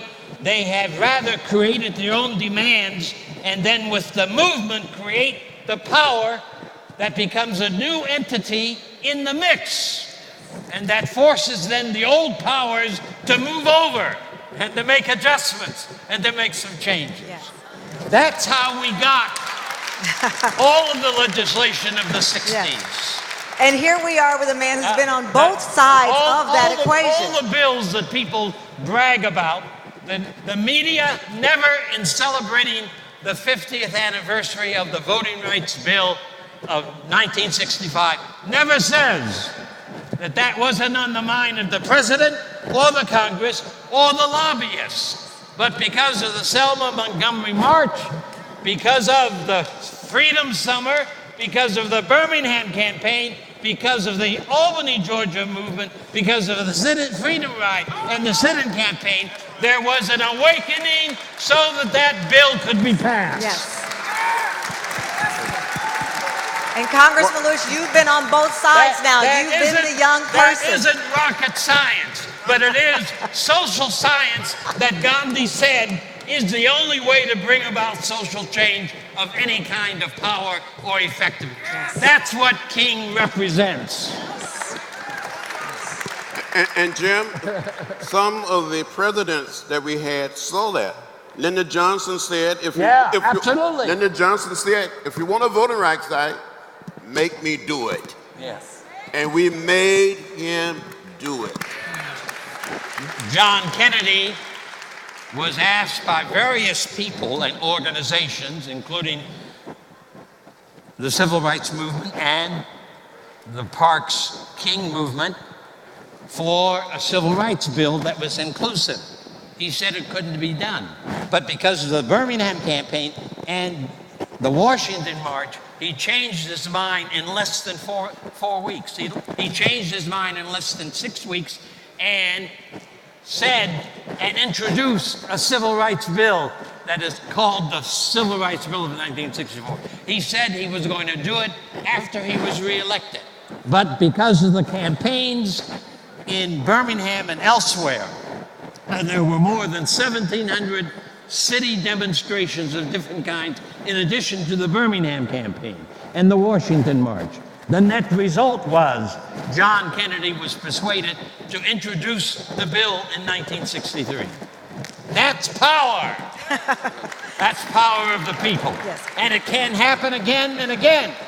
And of course, Congress and the lobbyists and Bank America all try to persuade us to be conventional with the system that is. But the system that is fundamentally rotten. And a rotten system has to have some people who have the courage to say so and to organize to change the rot to rightness and maturity of spirituality and character that will allow the newness to emerge. I mean, that's the reality. In addition, Cameron, we have to use the power of the vote. I've said on many occasions that the vote is the most powerful nonviolent instrument or tool we have in a democratic society, and we have to use it. And too many of us fail to use it. Now, you may recall, and Jim will recall, that the Democratic members of the House of Representatives wanted the Speaker of the House to bring forth a comprehensive bill to deal with gun violence, and he refused to do it. So we had a sit-in. My colleagues came to me and said, John, what should we do? We met in my office, and we planned and planned. We decided at a certain time, on a certain day, we would have a sit-in in the well of the House. The first time in the history of our country that members of Congress occupied the floor of the House for more than 26 hours. All Democratic members and almost every Democratic senator came over and joined us. And we may do it again. We may do it. Not just when it comes to gun violence, but we have more than 800,000 dreamers. These young people came here as little children. And we are not kind to them. We need to set them on a path to citizenship.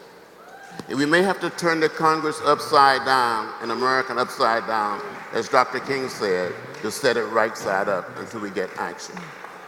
You've been on both sides. You've been the young person ready to turn Congress upside down, and now you're a member of Congress. Well, since I've been in Congress, I've been arrested 5 times. And I'm probably going to get arrested again for something. and it's okay. Yes. And you go and you try to do everything in an orderly, peaceful, nonviolent fashion, but you have an obligation to disturb the order of things. Do you see the frustration in the young people who are trying to figure it out, who know right from wrong, who know the injustices, whether it's the disproportionate number of black men who are incarcerated, the economic disparities, the game feeling like it is still heavily weighed against you, but not knowing, maybe it's through us not spreading the history in a way that connects, I don't know, that they can sustain the movement through the very plan that was put in place when you were a boy, getting advice from Reverend Lawson. Well, when I was much younger, Jim working with an organization called the Fellowship Reconciliation. Yeah. And he had a little comic book. The what? You had a comic book. Yeah. That's Yes. Martin Luther King Montgomery bus boycott. and the Montgomery story. That's right. And we read that little book. That's right. We digested. That's right. It taught us everything. Diane Nash will tell you, it prepared us, and we were ready. We were ready. We have been imbued. We were ready to march into hell's fire. And that was one of the few pieces of material that we had relevant to the times in which we live, a comic book story of the Montgomery bus boycott. And I used it all over the South. I passed it out in my travels to my work in 58, 59, 60. And it told the story very effectively. And it told the story as an example of what nonviolent struggle can do. I want John and Tamron to just inject something. That is to say that at this moment, we, the people of the United States, are headed towards re-electing Donald Trump because in 2020, the reason is that we are playing his game. And you know, that's where I think sports is such a great model for struggle, because no basketball team in the recent March Madness went onto the floor planning to play the opponent's game. The teams that came out on top and won the most victories during that whole month of March were the teams that went in on the floor geared to make the opponent play their game. You have to have respect for our opponents. And one of the ways you respect your opponent is that you know that the opponent plays his game better than you can play his game. And if you want to lose, you always play the opponent's game. If we, the people of USA, manage to elect a new president in 2020, it will be the accident of history and not the way in which we behaved in the last 4 years or today in 2018. We better find a different way of opposing all that Trumpism represents. What do you see as the way? What is the game we should be playing?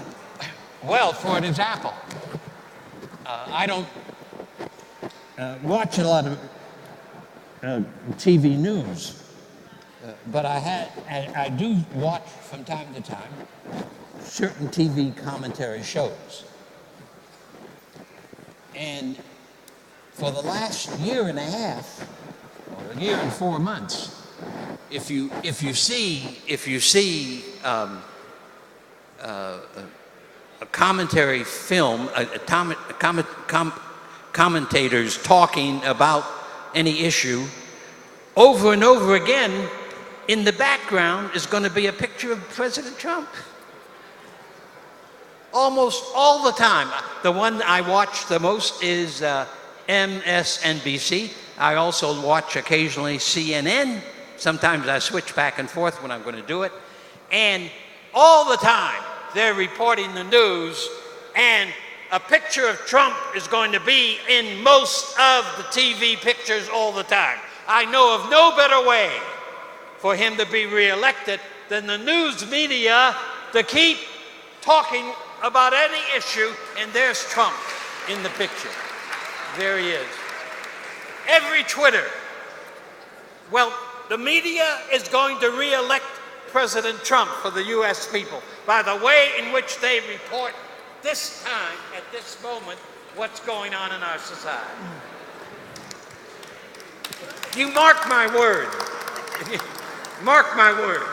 Well, Congressman Lewis, looking forward to the midterm elections, and no matter who ends up in control of Congress, the reality is the issues that face our communities.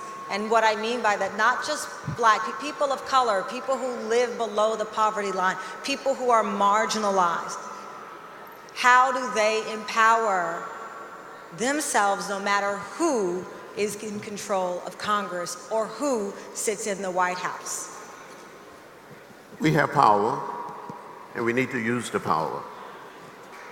We need to use it. So many of our people of color, African American, Latinos, Asian American, Native American, hundreds and thousands and millions of whites, we have power, but we don't use it. And with social media today, we should be able to do more than we are doing. We hadn't heard of the internet. Facebook. What is that? And we had more than probably 500,000 people, maybe at the March on Washington in 1963. I think it was an undercount. It said 250,000.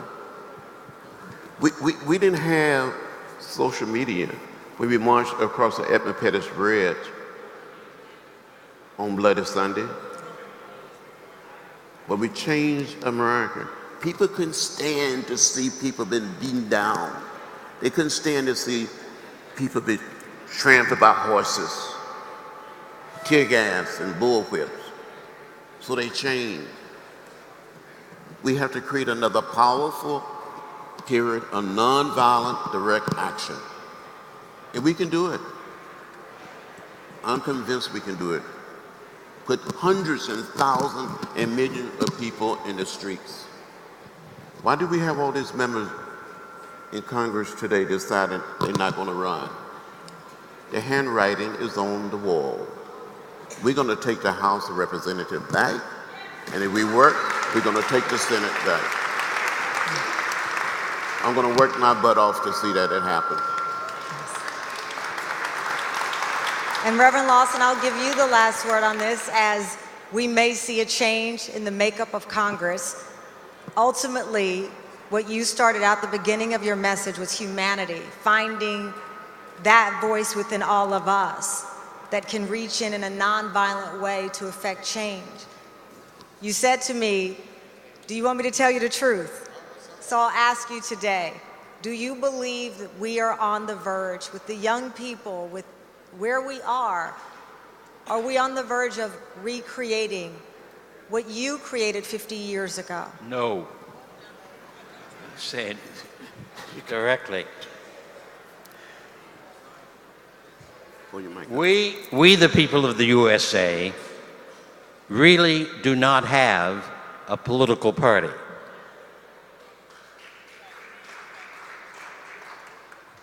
We may have bits and pieces here and there and yonder. I consider John one of my congresspeople and a number of others. We have bits and pieces, but we do not have a political party. If we are to regain a political party that moves in the directions that the country was moving in, we, the people, are going to have to organize from a nonviolent perspective and create campaigns in city after city that helps to forge a new party, a new Democratic Party maybe, that will do our will, that will look to our interests. Look, sisters and brothers, Harvard University produced a study of the costs of the Iraq War. I think that report was issued about maybe 2 years ago. Harvard University study indicated we have spent $6 trillion for the Iraq War. $6 trillion for the Iraq War. Now, if we, the people, want Head Start and quality education for every boy, every girl, everywhere across our country, we're going to have to be in the streets to see to it that no more $6 trillion are going to be spent for war, but they're going to be spent on quality education, quality housing, on non-discriminatory economics, on the equality of economics across the board. I maintain that our present economic system is a plantation capitalist system, ideologically and structured. It is aimed at the gathering of wealth by the plantations. It is aimed at saying that working people, working families do not need to have sustainable incomes and steady and stable work. It says that they are more like slaves and do not deserve to have living wages. That's plantation capitalism. The fact that we have 160 million people at the bottom half of our population who do not have the wealth of the property of the 3 wealthiest men in the United States is in itself an indication that our economy is from top to bottom rotten. 160 million people do not deserve to be at the bottom of the ladder on food stamps and unable to support their children. Shelter insecurity, work insecurity, food insecurity, medical insecurity. That's the deliberate plan of the economy, though many of the decent people who are in that economy would say that's not what they wanted. But good intentions without good methods will lead to hell, not to heaven. You asked for the truth, we got the truth. There you have it. Good intentions is the road to hell, rather than the There road you to have it, Congressman. Good intentions have to have good ideology, good structures, good movements, good attitudes across the board. Across if they the don't have board. them, we can't do it. Before we turn it over to April for the next panel, I will ask Congressman Lewis to end it on this, which is where we started. Where do we go from here? Well, I deeply believe and I feel that we can humanize America and create an America that is at peace with itself, where no one is left out or left behind because of their race or because of their color. But what we need in America is what I called back in the 60s a nonviolent revolution. A revolution of values, a revolution of ideas. I've said to people all the time that you must never get lost in a sea of despair. You have to continue to believe that we can do it, we can overcome. It may take a few days, maybe a few years, but we will get there, and I believe that.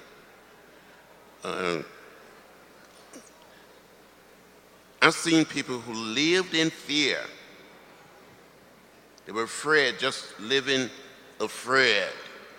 But I also have seen people grow up while they're sitting on lunch kind of stools, or while they are marching from Selma to Montgomery. And these same people, or their children, will lead us. They will help create the beloved community. But we must create a society that respects the dignity and the worth of every human being. And we don't do it with missiles and guns. We do it with teaching people to be human. Can we be a little more human? Can we just love everybody and not hate anybody? As Dr. King said, hate is too heavy a burden to bear. The way of love is much better for all of us. Thank you. Let's again thank these great men for their wisdom then, their wisdom now, and their words that will live forever.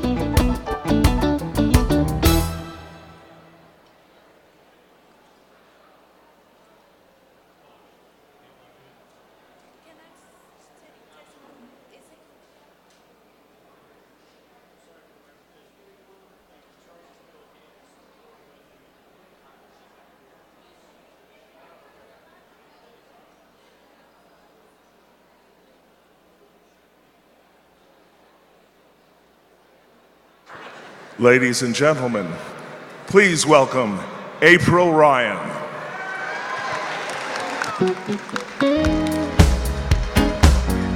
Good evening. I know we have a late hour, but we've got one last dynamic panel. Good evening. Take a seat. Take a seat. Take a seat. I know you enjoyed today. I would like my panelists to come up on stage. Because of the lateness of the hour, we're going to give it to you fast, and you're going to take it easy and slow and listen. I'm April Ryan, White House correspondent for the American Urban Radio Networks, also a CNN political analyst, and we're going to talk about the legacy of Dr. King globally, the reach globally, connectively, Black, white, Jew, Gentile, Protestant, Catholic, Westerner and Easterner in this climate. And on stage with me is a dear friend, Reverend Jesse Jackson. And if we're gonna have this panel by ourselves, that's what we're gonna do. So guys, take a seat. I would love for all of my other panelists to come on stage, and I'll introduce you. Come on, all the panelists, yes. Gina Belafonte, Yadon Israel, Quentin James, Clarence Jones, and it's my friend Tamika Mallory in the house. Tamika is here. All right. So we got this great panel. And I want to start off this discussion. I want to start off this discussion in a very meaningful way. I mean, today, the 50th anniversary of the assassination of Dr. Martin Luther King Jr. And I would like to ask those in the upper tiers and on the sides if you could give us this moment. Shh. It works, yes. The 50th anniversary of the assassination of Dr. Martin Luther King Jr. Let's set the time. We remember those moments in time where we felt like our hearts and our minds were ripped from our bodies. That was one of those moments. You can remember where you were.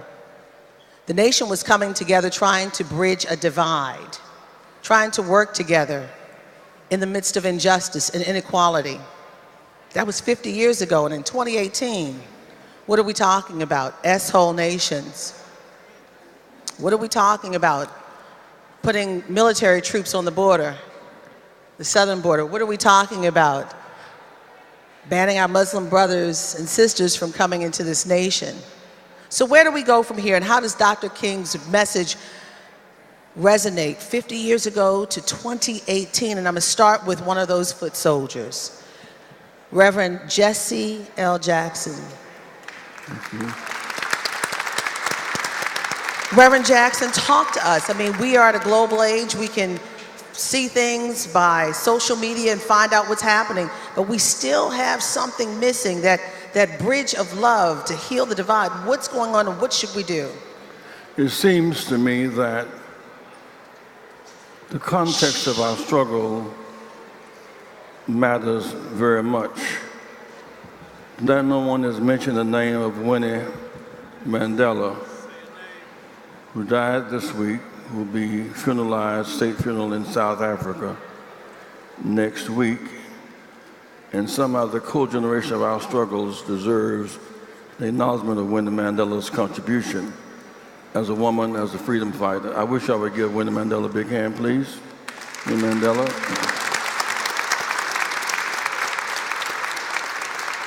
Second, tonight at 6 o'clock, Linda Brown's funeral was in Topeka, Kansas.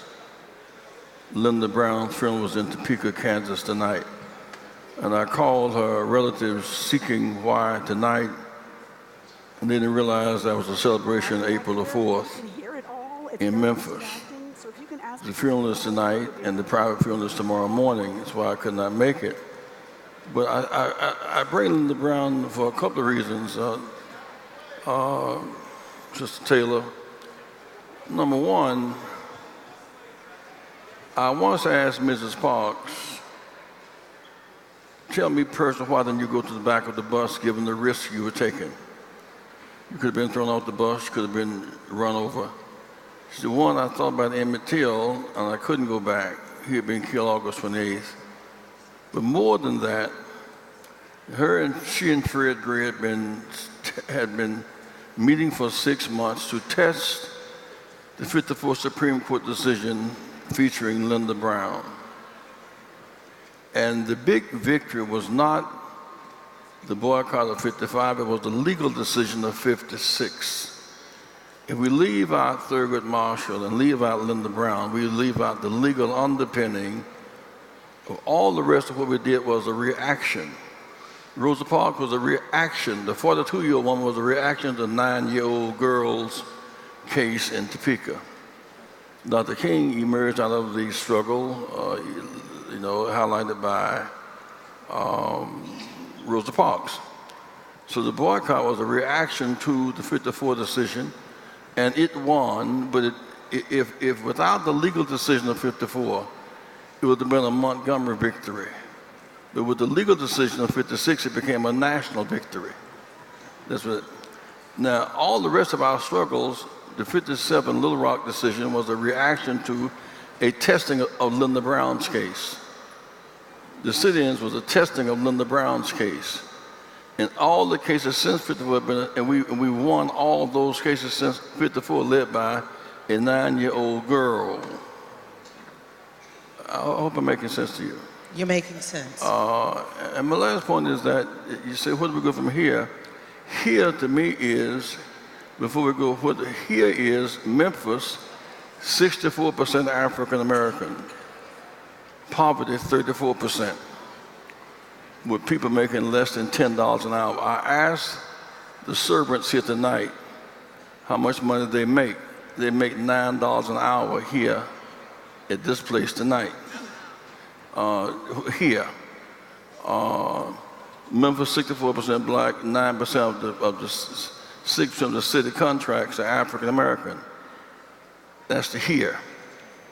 54% of African Americans tonight make less than $15 an hour, and the others are debt slaves, which means that unless we deal with the structural crisis of our own poverty, and if Montgomery was a test case around buses and Birmingham around civil rights, public, why can't Memphis be the test case around poverty?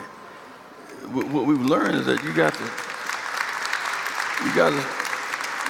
have to start somewhere. Given the dynamics of. Excuse me.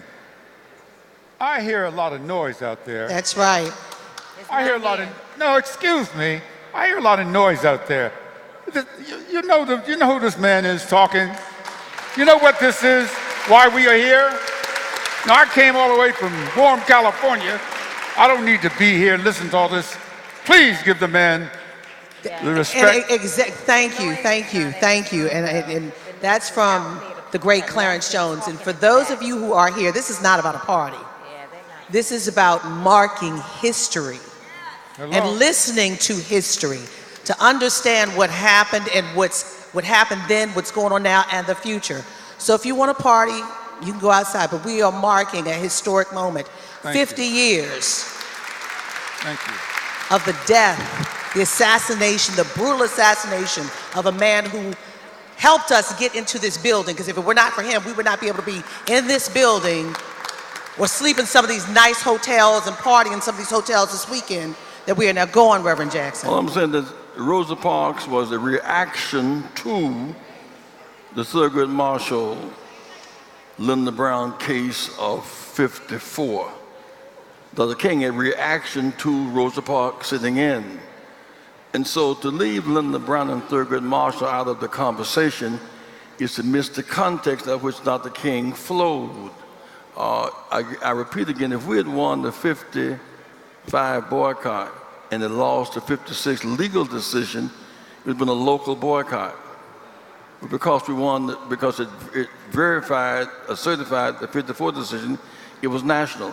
And all those cases that we were in my generation, whether fiscally and all the rest of our stuff, was a reaction. Our foundation, our legal foundation was Linda. There have been 3 legal foundations, it seems to me. One is the Emancipation Proclamation. which I think we underestimate. 2, the 13th Amendment, which is to the right of the Emancipation Proclamation. The third one is the 54th decision. Lyndon Brown is a huge, huge factor. Bigger, I think, than we estimate. Thurgood Marshall and Lyndon Brown deserve a bigger sense of our consciousness in this deal. Thank you.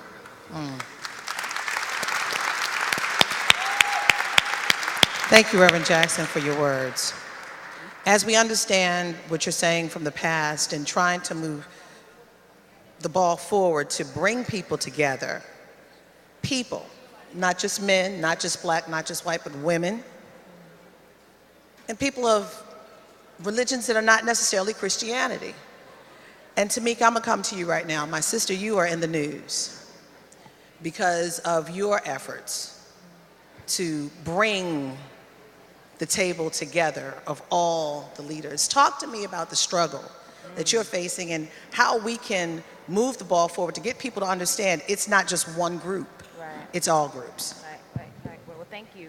Can you all hear me? Great. Thank you so much, my friend April. And We need to turn the mic up for Tamika Mallory. Hello, 1, 2, 3. Great. Can you hear me now? I can hear you. All right. I'm a protester, so I can talk loud. And thank you again, April, my friend, and to all those who have us here today. And I am really, really honored to be sitting on this stage with Reverend Jackson and Mr. Jones and all those who are here and friends. This is an incredible moment in our history. We see all that is happening in terms of the different people who are working together and coming together and trying to find common goals and common reasons to stand together. And this whole idea that Kimberly Crenshaw has sort of coined around intersectionality is sort of what we have adopted, the Women's March and other organizations and groups in just this moment, where we basically say, and she said, that sexism and ableism and xenophobia and Islamophobia and racism and all those issues do not act independently of each other. They all are happening sometimes to the same communities at the same exact time. There are people who are dealing with multiple issues at once. And if in fact we know that is the case, why would we not have a movement that allows all of those people to come to the table? And so with the Women's March on Washington, with 5 million people marching worldwide, it was really difficult to do that, especially for me as a woman who has been engaged in the criminal justice struggle, particularly for many, many years, to have people asking, why do we have to talk about race when we're talking about women's issues? What is the reason for that? Why do we need to talk about police brutality and other issues when really all I'm trying to do is get my right to have an abortion, my right to choose? And we had to push back on that because obviously we know that if we do not look at all of our issues through a racial lens, we'll miss the mark. That we have to be able to understand that no matter what the issue on the table may be, people of color, particularly black people and black women, are at the bottom in terms of that struggle. And in order to push that conversation forward, we had to build a table that allowed people from the environmental justice movement to come together with the reproductive rights folks. We had to get people from the police brutality movement to understand that it's not just your issue alone, but that there are other issues within the criminal justice system, like immigration, that also matter. And so that is how we began to build this larger table, because in the very beginning, I would love to have had a march that was just about fighting back against things that we saw happen with Eric Garner and, with Sandra Bland and the names, the list goes on and on. But that would not bring 5 million people across the world together. And so since we have built this intersectional movement, and certainly it was for one day, there was a great moment in history that we saw happen, the rubber meets the road, and it gets messy when you start doing the real work after the march is over. And I think that that is sort of where we are now, is looking at intersectionality and saying to people, intersectionality doesn't mean that we only fight when you're comfortable. You may have to actually sit at the table with people you don't like, people who you don't agree with anything that they're saying, but we have common goals and common reasons for us to sit down together and try to build this movement. And that has been a struggle, but we continue to do it. And I think that because of this climate, this political climate that we're in, we actually have that opportunity because everyone is running scared and they are really suffering with the pain of understanding that we're in this hell together. And so we have folks that never understood. They had no idea of what this struggle looked like. And they're coming to the table now. And what I've been saying to them is, welcome to our world. You know, thank you. You are now invited to our table. And, you know, particularly for white women, it has been a challenge for us to bring these very difficult conversations to them and ask them to confront their own white womanhood issues in the midst of this struggle. That you cannot be a good ally, a strong ally, without looking at how you perpetuate the same systems of oppression against our people and against people of color. And so it's not easy work, but it is work that I think people are prepared to do today because they see that we have a fool in chief that is running the White House and running what is happening in this country. And they are all saying, right now, in this moment, I have to come to the table and be able to confront my own issues in order to be able to stand with others. Well said, Tamika. Mr. Jones, okay, so when I look back at Dr. King, he talked with and worked with, and we don't know a lot about this because people don't talk about this a lot. We hear about him working with Medgar Evers. We hear about him working with, using the philosophy of Gandhi and working also, well, he at least had a conversation with Malcolm X. He had the idea of intersectionality long before we even thought about a global society.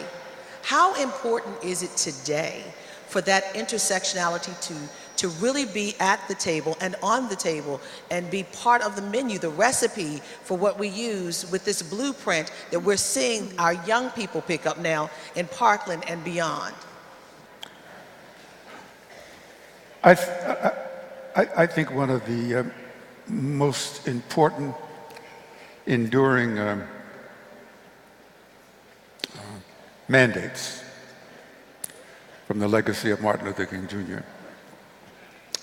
is we have to pause a little bit and pay a little bit more attention to facts. Huh? No fake news. Facts, F-A-C-T-S. Okay.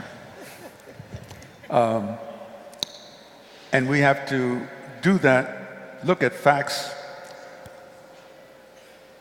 within the prism of the history of how we got to be where we are today. Now,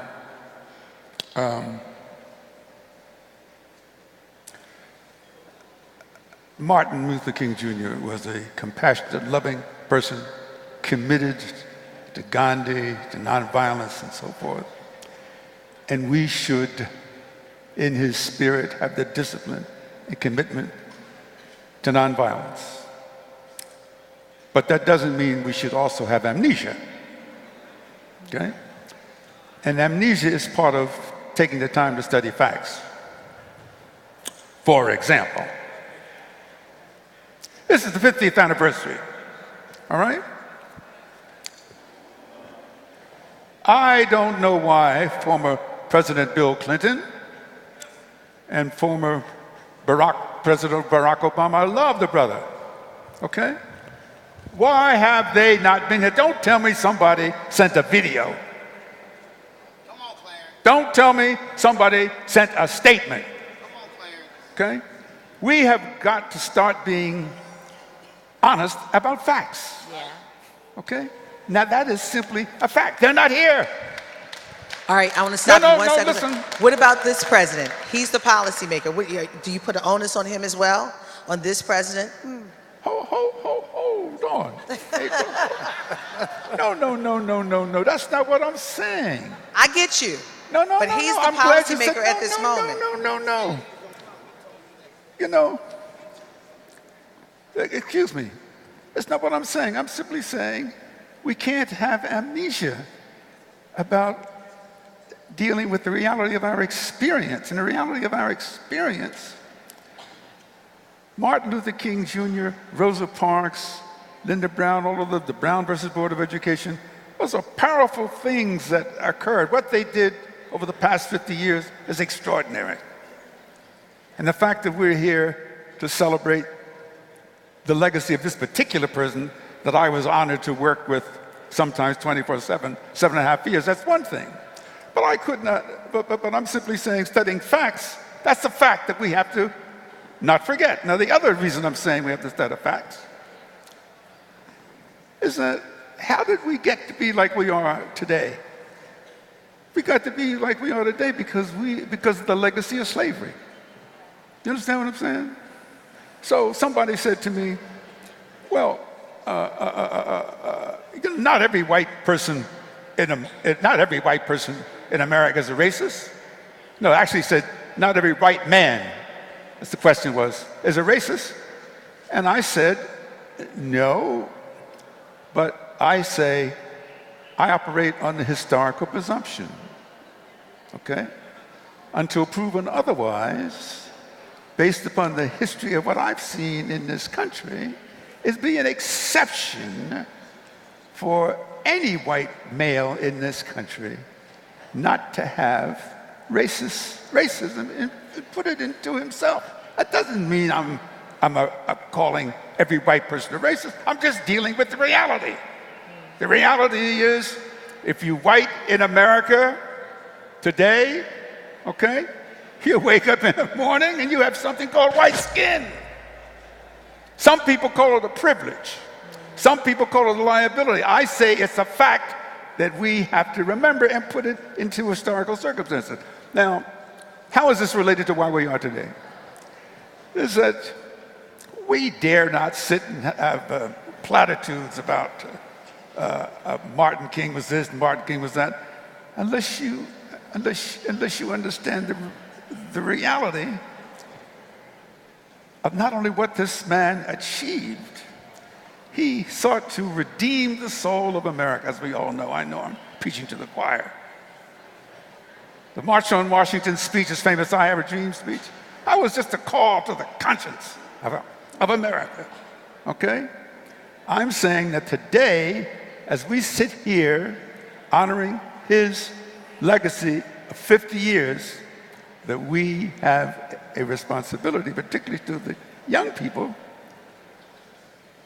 to maybe get them to look at things as I believe he would have looked at them, presumptively. And I don't want to take too much time, except I was fortunate.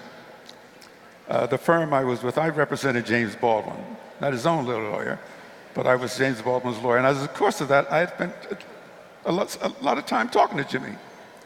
And one of the things that was so profound about my conversation with Jimmy, he would say, you know, Clarence, he said, you know, Negroes, black people are extraordinary people. I said, I know that, I know, Jimmy. He said, no, you don't understand. He said, we are the most extraordinary people in the history, in all of human history. I said, well, Jimmy, that's a little deep now. He said, the reason I say that is that we as a people have such deep capacity to love, to care and forgive. Because what other people on the face of the earth, he would say, would have 240 years of slavery, be enslaved and still have the capacity to love your slave master. What we should do that? That's why we are extraordinary people. So when I say, getting back to facts, that's my shorthand way of saying,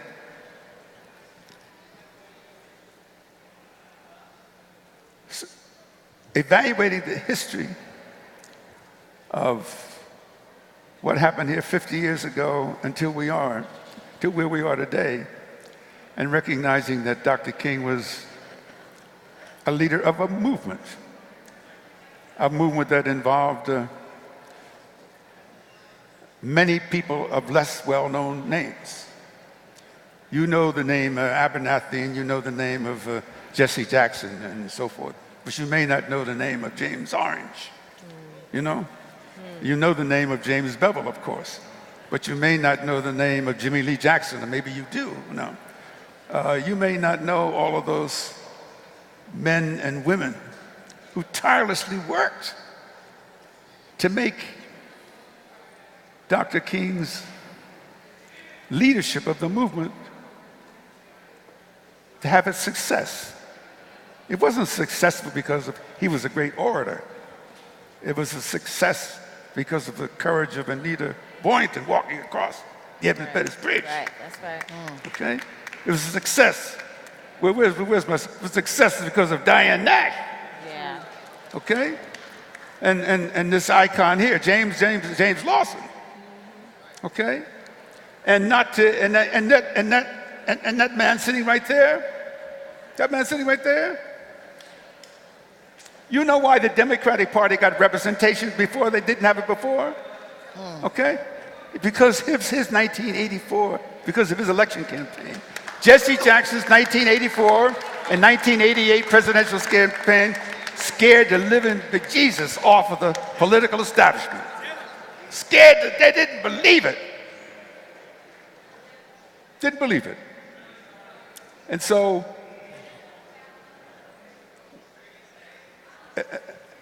we have a responsibility to talk facts and reality. And I'm sorry if I came down very hard, but I really feel this. I feel very pained. I personally feel pained. I can't speak for anybody else. I'm not speaking for the civil rights movement. I don't pretend to speak for Martin Luther King Jr.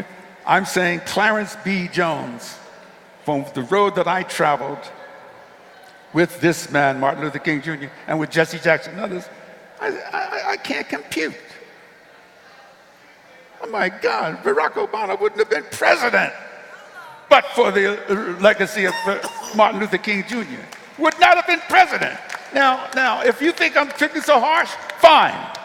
But somebody's got to tell you that is a fact. That's not fake news. That's not fake news. If somebody wants to offer me a rebuttal, say, oh, Obama would have been president, without the work of Martin Luther King Jr. No. He himself said it. I'm with him in the White House, graciously taking a picture with him, and he's grabbed my hand, and he said, but for you, John Lewis, C.T. Vivian Nameston, I would not be in this Oval Office.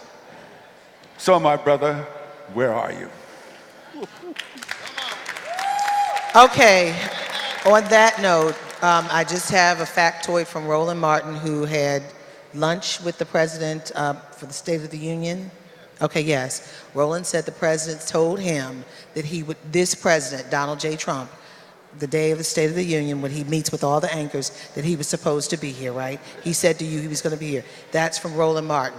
So, but we did see a video. The president did offer a video. It was on Twitter today.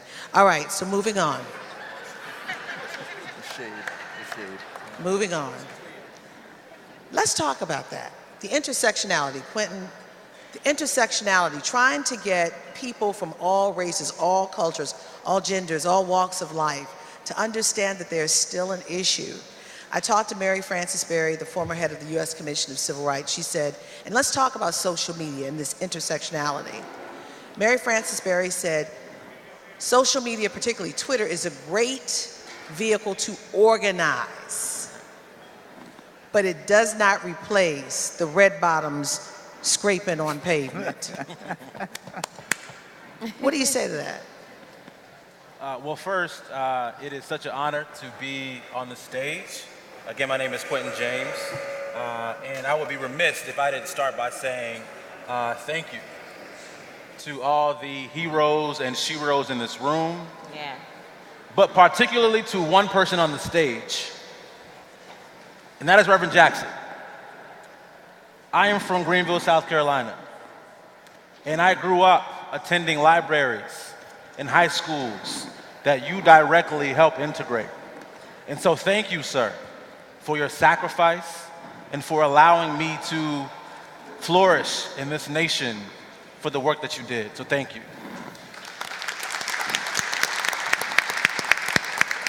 So I run an organization called The Collective, and we work to build Black political power. Hello. We define power as organized people and organized money. Unfortunately, right now in our country, 50 years after the tragic assassination of Dr. King, 90% of people who serve in public office in this country are white. 95% of our elected prosecutors who have skyrocketed the incarceration of Black and brown bodies are white. And Democrats and Republicans both have a horrible record of supporting Black candidates, because for both parties, over 80% of their candidates are also white. And so I ask folks in this room tonight, those of you who may be residents here in Shelby County, those of you who may be residents of Memphis, why is it that in a majority Black county, in a majority Black city, do we not have countywide or citywide Black elected leadership 50 years after the assassination of Dr. King? So to your point, Dr. Jones, one of the last things Barack Obama told my generation in his farewell address is stop complaining, pick up a clipboard and run for office. Well, guess what? This year we have a record number of African Americans running for statewide and federal office. But the challenge is no one's there to support them, right? Go ahead. It costs $1.5 million to run for Congress. When you say no one's going to support them, let's quantify. Blacks, whites, what are you talking about? Mainstream or everyone altogether? Who's not going to support them?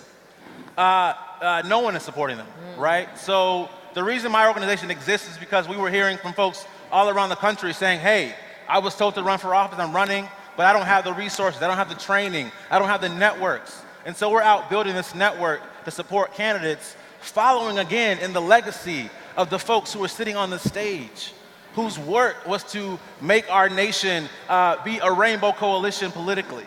And so if we want to talk about the future and where we go from here, we got to realize that a whole generation in this world, I'll give an example, right? So Dr. King talked about a world house and how we all live together in this house. But the reality is Black and brown people and young people are in the basement with poison water and Flint, right? With no electricity. And folks living on the third floor, living great off the backs of poor folks, off the backs of people of color. We can't talk about moving forward together, intersectionality, if we don't realize that everyone is not at the table equally. That's right. And so my mission is to carry forth this legacy of so many folks who have spoken tonight, spoken today, and to do the work to make sure that if you want to be the next Barack Obama, you don't have to depend on other folks from outside of your community to fund your campaigns. All right? If you want to be the next person elected to office in your community, that you will have a support network to make sure that you can be successful. Go ahead, brother. And so if we want to not only agitate and not only organize, but legislate this change that we all want to see, we have to have folks who look like us, who come from our communities to serve in public office. And so again, I'm so excited to be here for this momentous occasion, but to tell you all that the work is not done. Right here in Memphis, right here in Shelby County, we have unique opportunities to elect the first African-American clerk of Shelby County, the first African-American mayor of Shelby County. We can do that this year, right now. It does not take us waiting 50 more years to accomplish the goals Dr. King set out for us to do. Thank you, Quentin. I want to go to Gina Belafonte. Gina, your dad marched. Your dad laid on those pallets in the South with Reverend Jackson and Congressman John Lewis, and now you're carrying the mantle. Talk to me about the intersectionality. How can we take Dr. King's message and bridge that divide. We were singing love. Is it about love? Is that how you get everyone to the table? Is it about love, or what is it about, in your opinion? Well, first of all, what I would like to do is to have everybody in this room, in this moment, all together, to take a deep breath. Shall we? On 3, 1, 2, 3. Thank you. I just need to sort of ground myself in this moment and acknowledge that we are all here together. And the capacity of what just sits in this room alone, in your own individual ways, can be organized and put to good use and good work. And I hope that you all find ways in which to activate yourselves to do that. Love. I'm a big proponent of that. I think that love is the answer. We have poems, we have songs, we have philosophers and scripts that talk about love and unity. I think what's deeply, deeply troubling is that we all seem to know what needs to be done, but we just don't seem to really know how to do it.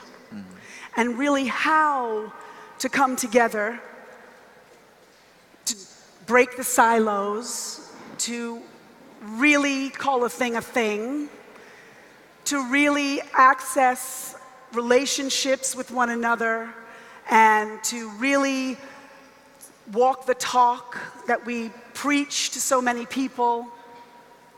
A lot of us are rising up, a lot of us are getting access, a lot of us are getting an opportunity, and we're carrying forward so much history from our own personal legacies, and from our community's legacies, and from the legacies from all of the people and the history that we share. But we don't really still know how to achieve the goals. Every single battle that was fought in the civil rights movement was won. The battles that we have now are not the same. So when we won the right to vote, we really didn't know how to educate enough people on why that mattered. And not only now could we vote, but how do we galvanize a community to create leadership that can step into roles that we feel comfortable to vote for? I think a lot of people in this country don't vote because they don't see people who are stepping up to the plate that will answer the questions and the needs that they're suffering from. So I think love certainly is an answer to a lot of issues, and if it was that simple, then I think we would have won already. But I don't think everyone sees love in the same way. That's true.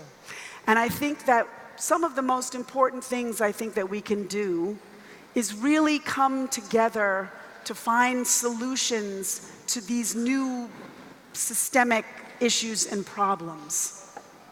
Because again, I think that with all of the history that we have to look at and the roadmap that was made and the tools that have been given to us, we have the tools, we just have not been able to figure out how to build the mechanism that will tear down the supremacy, that will tear down the hate, that will tear down and shift the narrative around hope and love and the way in which we can really work in a beloved community.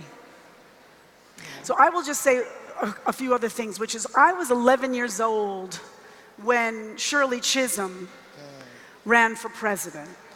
1972. That's right. And my mother, Russian-Lithuanian Jewish white chick from the Lower West Side of New York, became one of her delegates. And my mother took me out into the street to campaign. She had me licking stamps and envelopes because that's what we did in those days. We actually had to lick the stamp or get a sponge to wet it and put it on.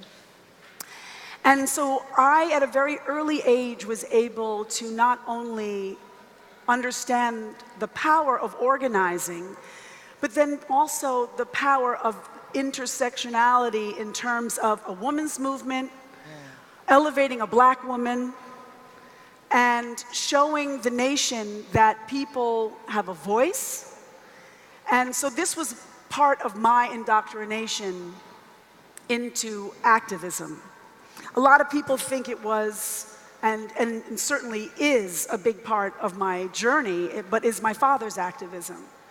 And so I think one of the things that we need to uplift more and more in our civil rights histories and on our daises as we speak is the role that women have played in the history of the liberation of the world, not just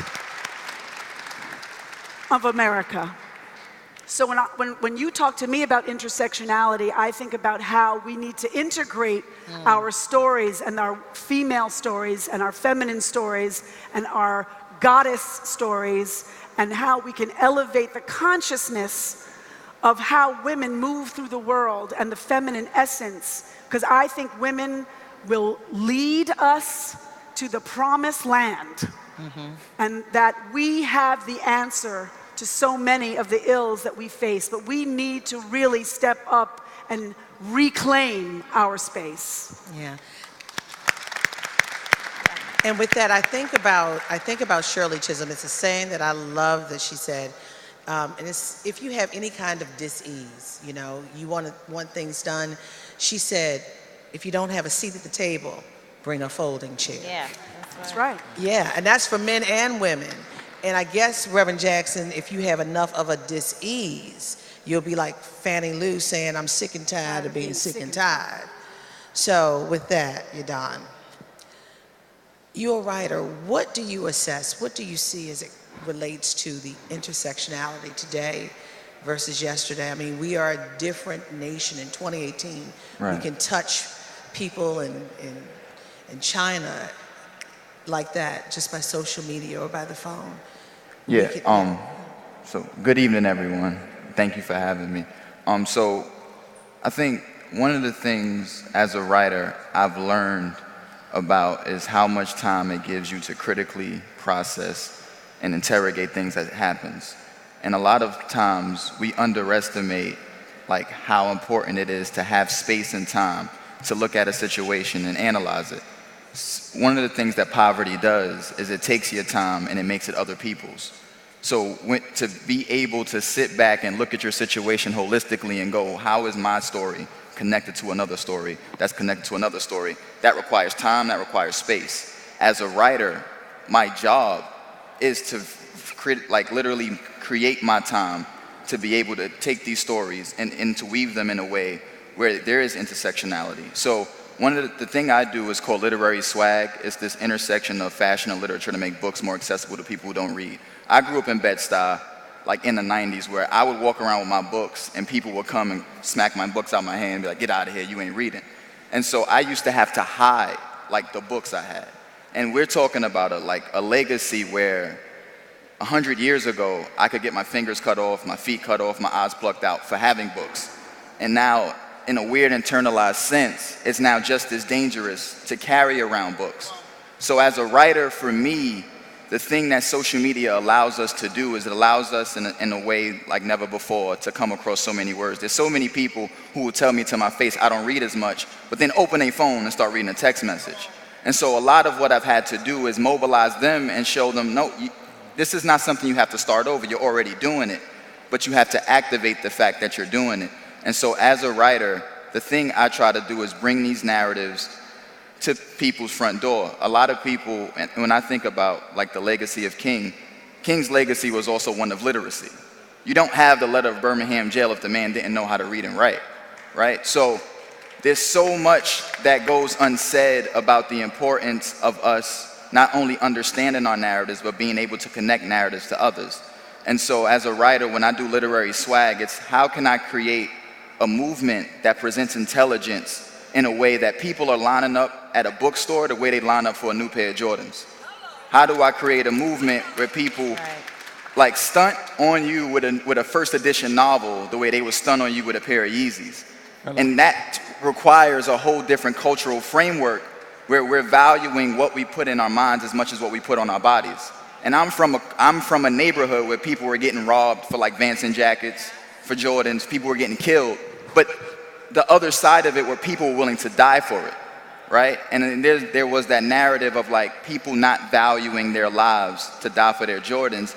It wasn't that they didn't value their lives, it's that the way they communicated their value was through things.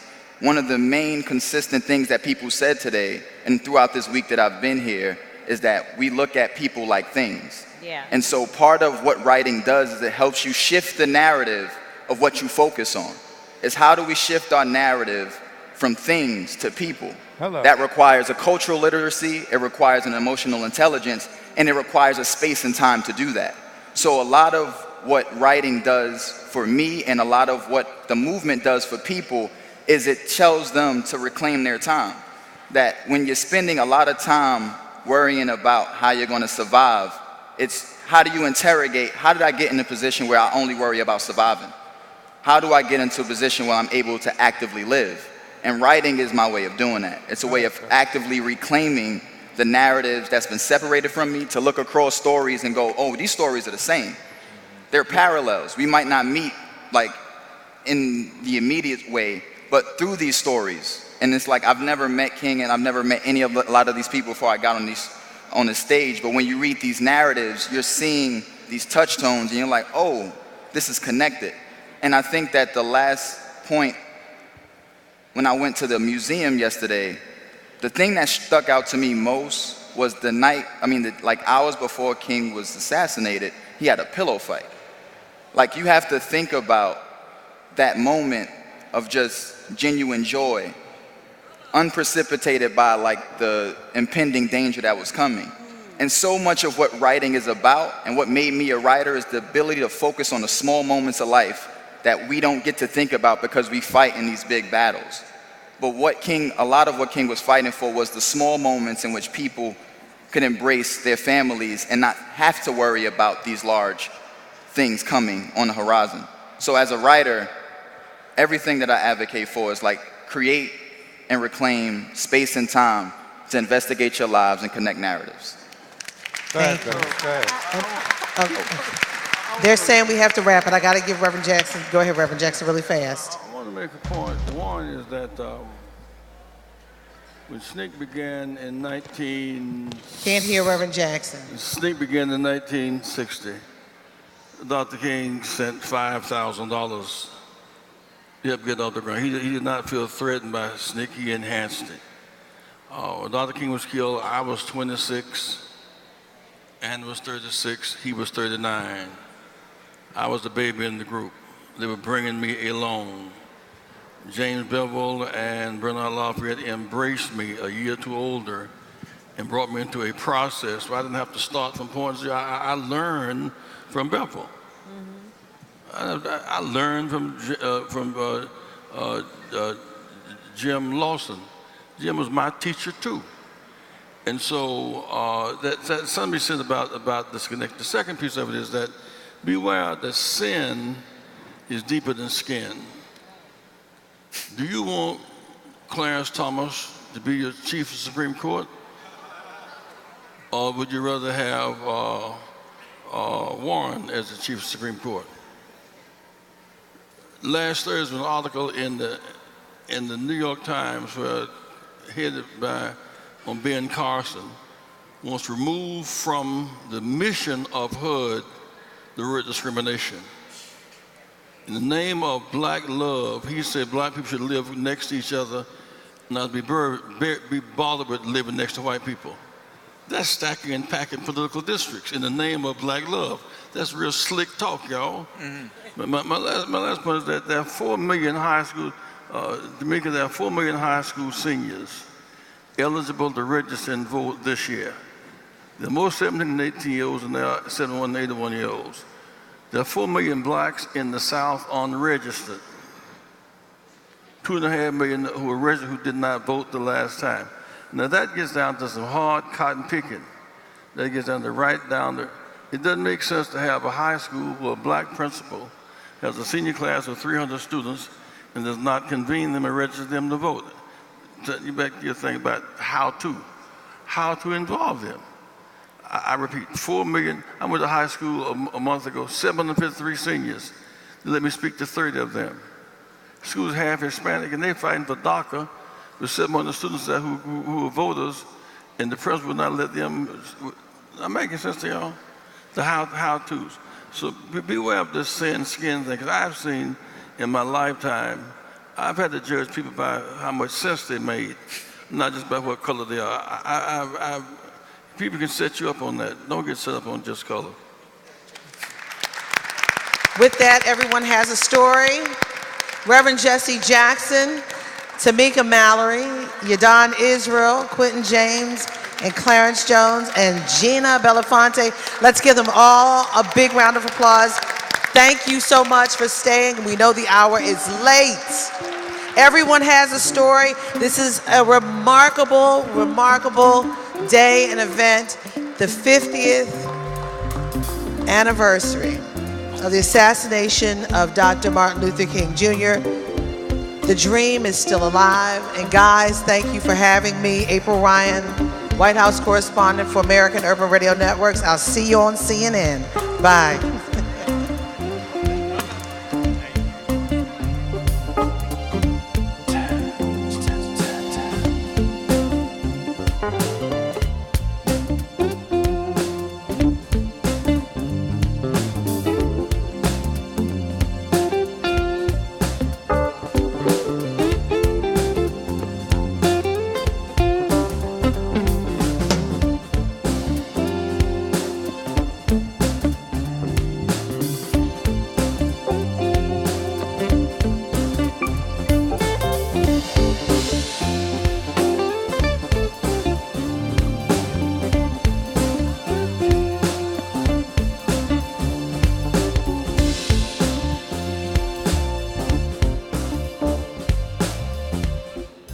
Ladies and gentlemen, Evie McKinney.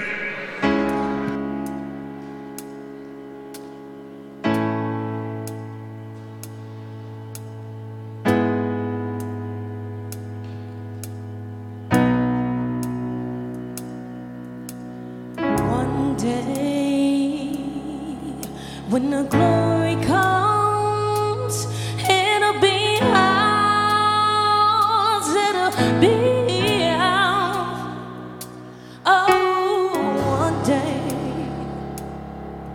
when the war is won, we will be sure, we will be sure. Oh, glory, glory, oh, glory, glory. One day, when the glory comes, it'll be ours, it'll be ours. Oh, one day,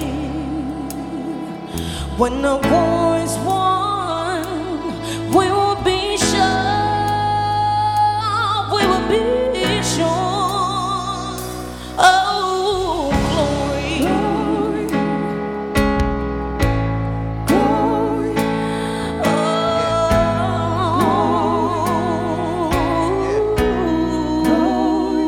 Listen, it goes hands to the heavens, no man or no weapons formed against. Yes, glory is destined. Every day, women and men become legends. Sins that go against our skin become blessings.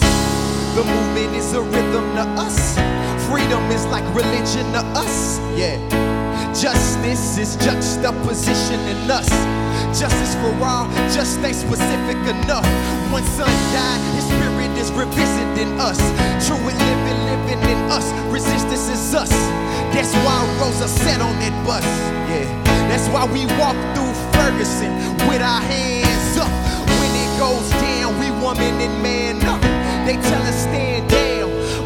stand up. Shots we on the ground and the camera panned up. King pointed to that mountaintop and we ran up like one day. That's right, that's right.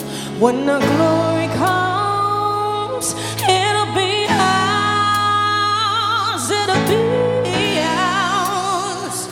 Oh, one day, when the boys won, we will be sure, we will be sure. Now the war is not over, victory isn't won, we'll fight on to the finish. Then when it's all done, we'll cry glory, oh glory, oh I told them this is that for every man, woman, and child. Even Jesus got his crown in front of a crowd. Can't march with the torch, we gon' run with it now. Never looking back, we done gone hundreds of miles from dark roads, heroes to become a hero. Facing the League of Justice, his power was the people. Enemy is legal, the king became legal. Saw the face of Jim Crow under a bald eagle. No man can win this war individually. It take the wisdom of the elderly and young people's energy.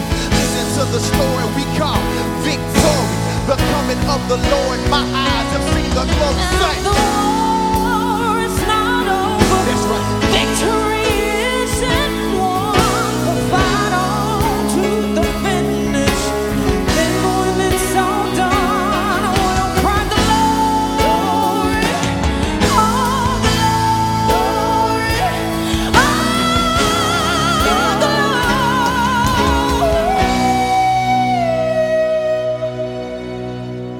One day.